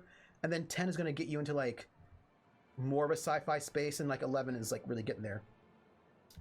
They've got, right, so what you do is with, you can do a couple of things. You can do things like their level, let's say they're overall level 10, but they're not really level 10. They're level 10 plus 5 in that their aesthetic, and like they still have player pianos. A lot of their aesthetic is actually still level 5, but they use other technology, but they kind of stay in a level 5 space. So you can do things like because I don't think they're just level 10 with level 5 medicine. I think they're 5 plus 5, wherein their entire aesthetic is sort of built around level 5 mentalities, and medicine is still 5. Oh, they've got injectors, and I think some of their science might be 5. Like, so it's like, so you can basically build mixes, and those mixes can come from different things, right? So for example, I was really excited about level 3 point plus 1. So a Renaissance game, but the plus 1 comes from magic. So all the actual technology they have that we know is still level 3, but all the level 4 innovations are all through magic. So you can get guns, but the guns are not coming from technology, they're coming from magic, right? So like you can do 9 is robotics, right? So you could do, for example, 3 plus 6, where it's a modern world. It's a cyberpunk world, but actually none of it's being driven by technology that's above level 3. All the rest of it is happening through magic, let's say, or super science. Or like you can kind of customize your I don't know if this person is in here, the way that technology plays out in interesting ways, and I think that's really cool. So like steampunk is normally 5 plus 2,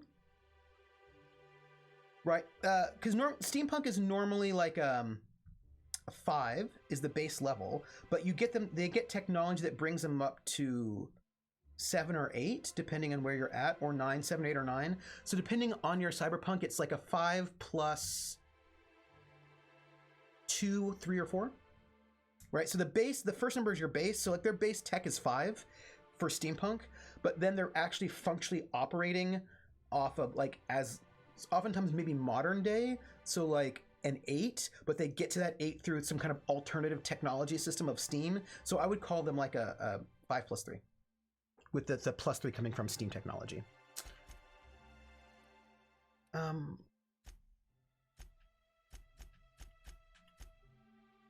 Where are we going? We're going here. Well, all right.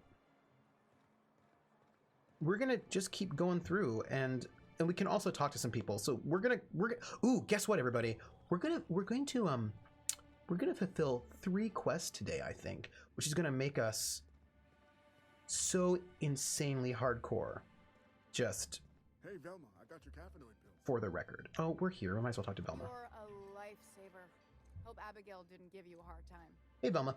Just At least Grimm's done any bothering word on Velma. Braxton? Last thing anyone needs is Nothing. him setting her off. Don't know how much longer I can cover for him either. Hey, he's Here's dead. those pills, will ya? I'd give you a friendlier welcome, but I'm up to my elbows in salt tuna guts. I know. Who spat in your spirits, Velma? You notice my mood? I'm surprised you can see straight today. I could be seeing triple and I'd still think you're being unkind. I just might find it funnier. You try wrangling half a ton of dead fish with decades-old equipment and see what it does for your disposition. Anyway, what do you folks need? Yeah, so anyway, I kind of like that detail in GURPS because it allows you to make a distinction between a 5+1 campaign and a 6 campaign. And you can sort of conceive of it differently. And so there's kind of, they're nice, those details I find to be inspiring for campaign design. And I appreciate that. That he's got his load on and I'm stuck covering his shift? No. He was killed by cannibals out in the ruins. That's... wow. I sure feel like an ass now. I'm going to say it's a rotten way to go. Yeah, I wouldn't wish that on Catherine herself. Still, it's good to know what happened to him. And that I ought to start looking for a replacement. Yeah. Something else on your mind? No, I gotta go. But that said, hey, look, we did 2 missions today. And now we're gonna finish our 3rd mission even. Because we are so productive. It's like insane how productive we are. I wonder how often Velma feels like an ass. Probably a lot is my current thinking on the matter. That's all. Yeah. So, yeah. And I, for me, I find, one of the things I like about, mechanics. What a way to go. Yeah, cannibals. I put up with the constant stink of fish because I don't want to think about what's outside those walls. Cannibals. I know. There are cannibals out there. So let's see where we can find this passcode. Nope. Yeah, one of the things I like about games is that I like how for me, I think the question is, how am I going to get to this place? All right. For me, one of the things I think I like about really good systems is that if a really good set of mechanics for me aids me, well, all right, this is not going to get us where we need to go. We clearly need to get back in that fishery somehow. A really good set of mechanics can spur new campaign ideas. Like if I get, I know I've been super productive, right?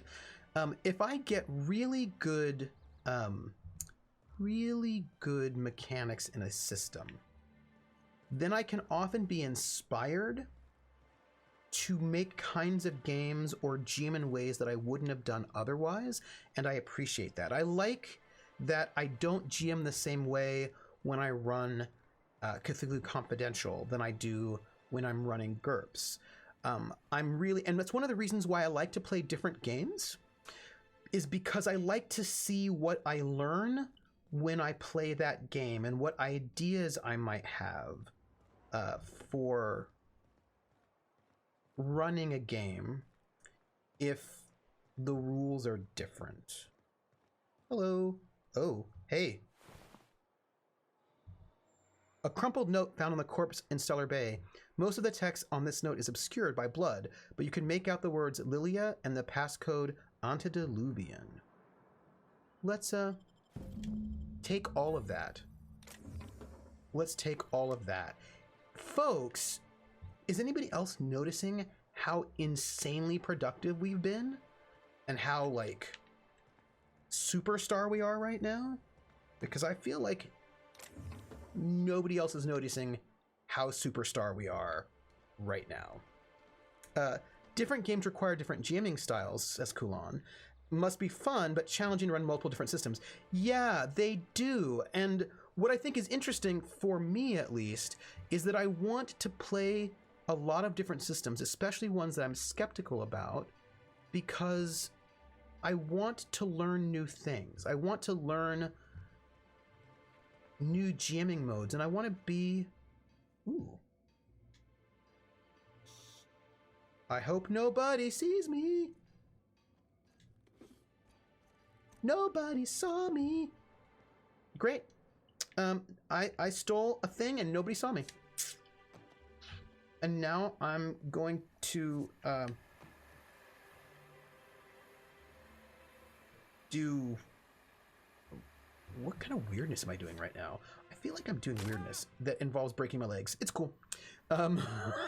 We are getting biblical. The old vicar would get a stroke if he heard Jezza did something other than looting. I know. So look, at this point in time, we return the Bolt 52 to Soundjar and Stellar Bay. That is Fallbrook. We're not in Fallbrook.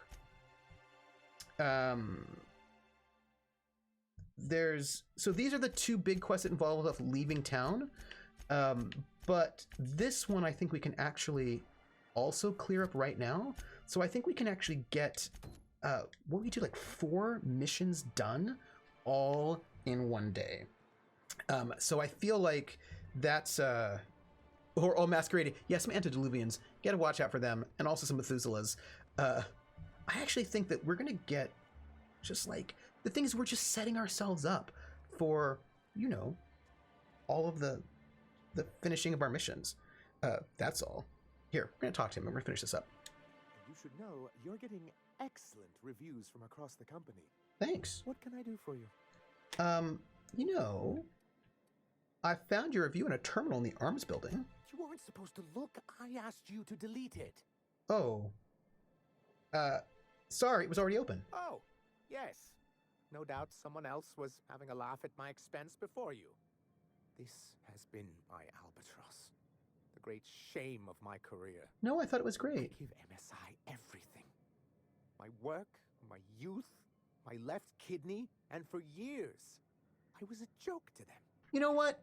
Who cares what they think? You're in charge now. In charge of a scrap heap of a city. Abandoned by the board and surviving only through the hypocrisy of our trading partners. Look, you've made it work, and that's more than anyone can say for these execs. I hadn't thought of it Yeah. that way. But perhaps there's something to that. Yeah. Thank you for that.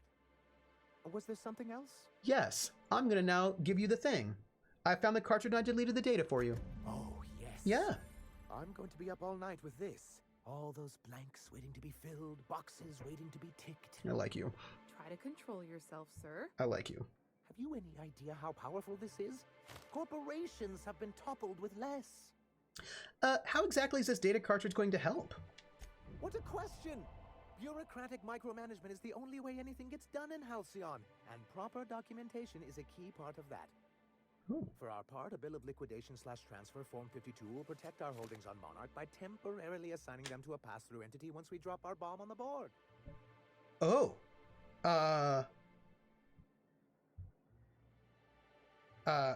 Yes. Finally, the board will get their comeuppance. Wait, we're dropping a bomb on the board? Sort of. Metaphorical. Really, we're just going to blackmail them into offering us a seat at the table. But really, whatever gets you excited about the idea? It's definitely a firm middle finger. Hey, I can get behind a firm middle finger. That's what I like to hear. All right.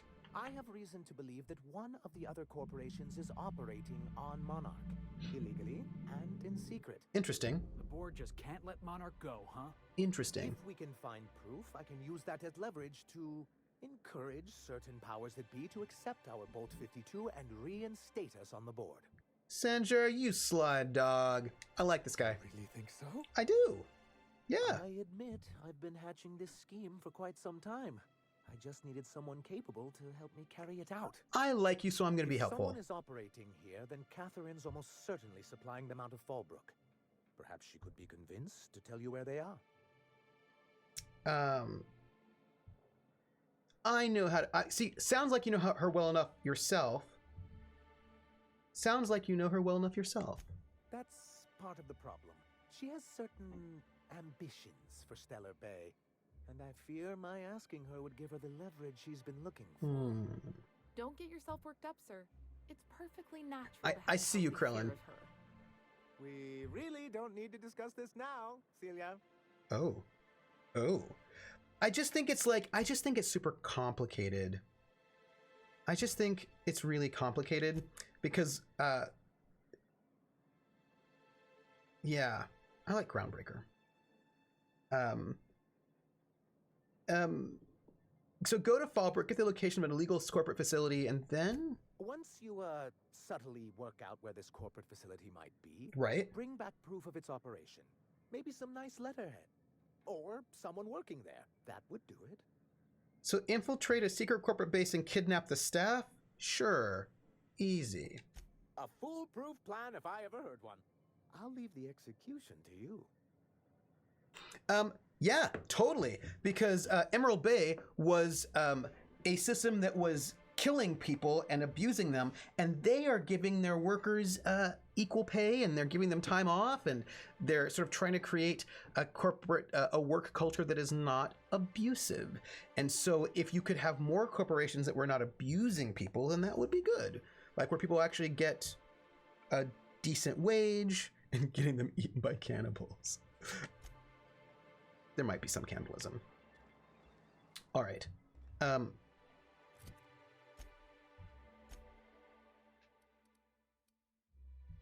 So I think,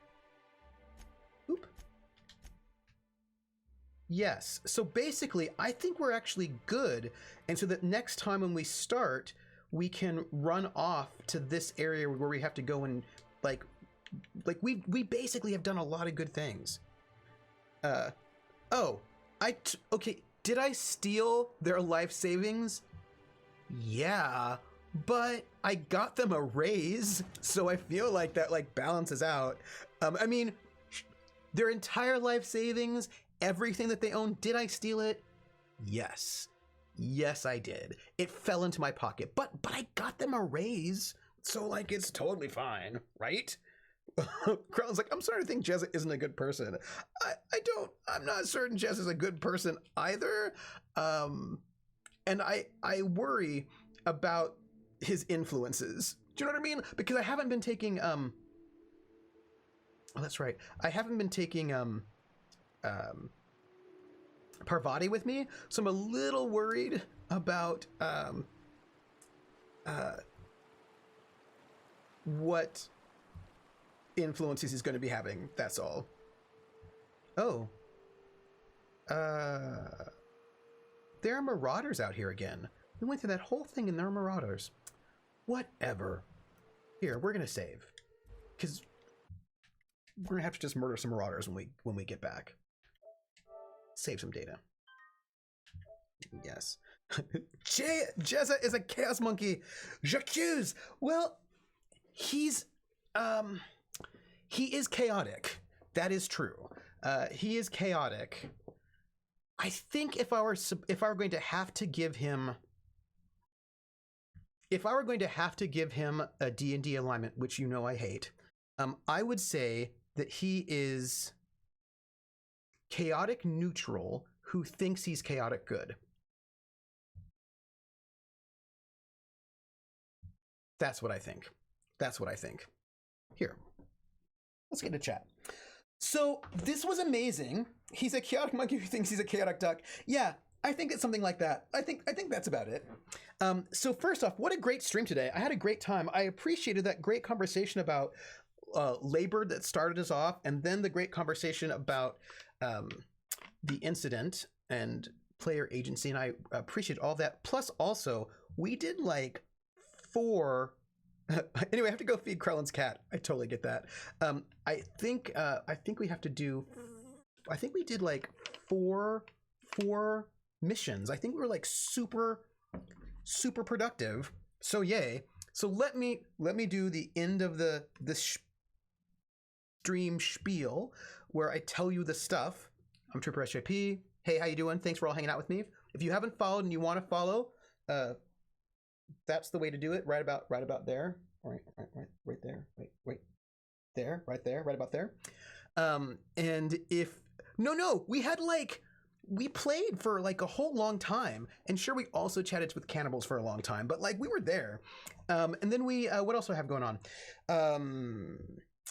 Right, you can subscribe if you like. If you don't like to, you don't have to. You can. I've got a Discord you can hang out. We're pretty friendly. Maybe that's not how you spell. There you go. You can find the archive of the YouTube at Trooper SJP. And when I start making videos, I'll put videos there too. You can also find me on Academic Foxhole on Twitter, where I talk about things. Also, you can find my Patreon at Academic Foxhole, and that Patreon is to fund the RPGs that I am running because I pay the cast. I pay them poorly, not as good as I'd like. That I currently am paying them $25 an episode, and $50 for a solo episode. So that's and I'm not paying myself, so that's like $100 an episode. Plus, there's the overlay and also the music. And I'm currently making like I think like $40 a month on Patreon, so it's clearly not covering it, but that's okay because I saved up because I want to pay them, and I'm going to do so. But anyway, if you want to help out, that is great. If you don't want to, that is also okay. Telling people that we're streaming is good enough. So let me tell you what I'm doing for next week so that you know where to find me, because I don't even know if I've updated my calendar enough. I don't know if I've updated my calendar. Oh, but let me tell you, this is what I'm doing next week so you can find me. I have got some offline things today and tomorrow that I'm doing that are, I've got a session 0 for an upcoming campaign. And also I'm doing a little interview. That's all coming up. So all that's kind of exciting. But next week, I'm Wednesday at 11 a.m. Wednesday, I will be doing a stage reading of classics on Twitch with Praxagora the Smophoria, her channel, 11 o'clock in the morning Eastern time. We'll be doing The Dutch Lover, which is an Afro-Bean play, who's a playwright from the 17th century woman, and it's like a sex farce. So I'll be doing that dramatic reading on Wednesday. Wednesday night at 8 p.m. over at Tales from the Grim will be the season finale of Witcher Family of Wraiths. The week after that, we'll continue season 2. I don't think there's gonna be a break between season 1 and season 2. I will just not be in season 2 because I will be starting Overlight at Little Red Dot's channel. So not next week, but the week after.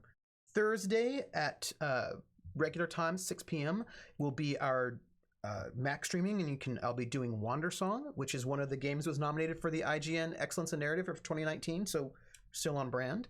And then Friday, I've got a session 0 that you will not see because it's offline, but then French Resistance, City of Light and Shadow at 7 o'clock Eastern, and then Saturday noon, more Outer Worlds. Look, I really feel like I'm missing something. There's gonna be... I've got 2 other games that I'm starting at some point in time. One of them this month, one of them next month. And so they're going to start at some point in time. Just not this week. That's it. Oh, yes. I'm missing Critical Role. I wonder when they're going to start streaming again is my question. When are we going to start streaming again? That's art, tunnel vision. I stood around staring at cannibals while trying to articulate thoughts about tunnel vision. That is also really true. But, working on it. If you're over the light, how will we see you? I don't even know. Sadly unable to attend Wednesday, the play. Oh, no. That's all right. Work is that way, but we'll catch it on VOD. I hope things... Yeah. Wait, missing something like finding a place in New York and moving? Yes, those things. But I am, but you know what though? It's okay because right now I'm going to get food and then I'm going to work on class related things because I've got class stuff to do, some letters of recommendation, uploading materials. So today's going to be an interview, but today's going to be some class stuff. And once I get and then email, once I get some class work done, that will mean that I will have grading to do as well. I'm hoping I can get ahead of the curve a little bit so I can start looking for an apartment. So those are my goals. And is that food donuts, Krellin? It's going to be donuts and also not donuts. It's going to be both. I've decided that there's going to be donuts in my life. And that's a thing that's going to happen. There's going to be donuts in my life today because I deserve donuts after a long week, and you all deserve something nice too. So give yourself something nice. It might be just listen to music, or I don't know what will be nice for yourselves, but give yourself something nice. Donuts and don't nuts. I might need some nuts. All right. Anyway, I'm going to get distracted and be here thinking about stuff all day. So I'm going to go. I want to thank you all for being here. I appreciate you very much. And I will see you maybe Wednesday morning for The Dutch Lover, or Wednesday evening for Tales from the Grim, or Thursday evening for Wandersong. That's it. I'm going to go eat a food. Boop. You guys are so great. I love you all. I will talk to you later. Bye, everybody. Oh, I should say, and then also, you know, I am teaching classes on Twitch Tuesdays, Thursdays at 3 p.m. Eastern, but not on this channel. It's in Discord. All right, I'm going. Bye, everybody.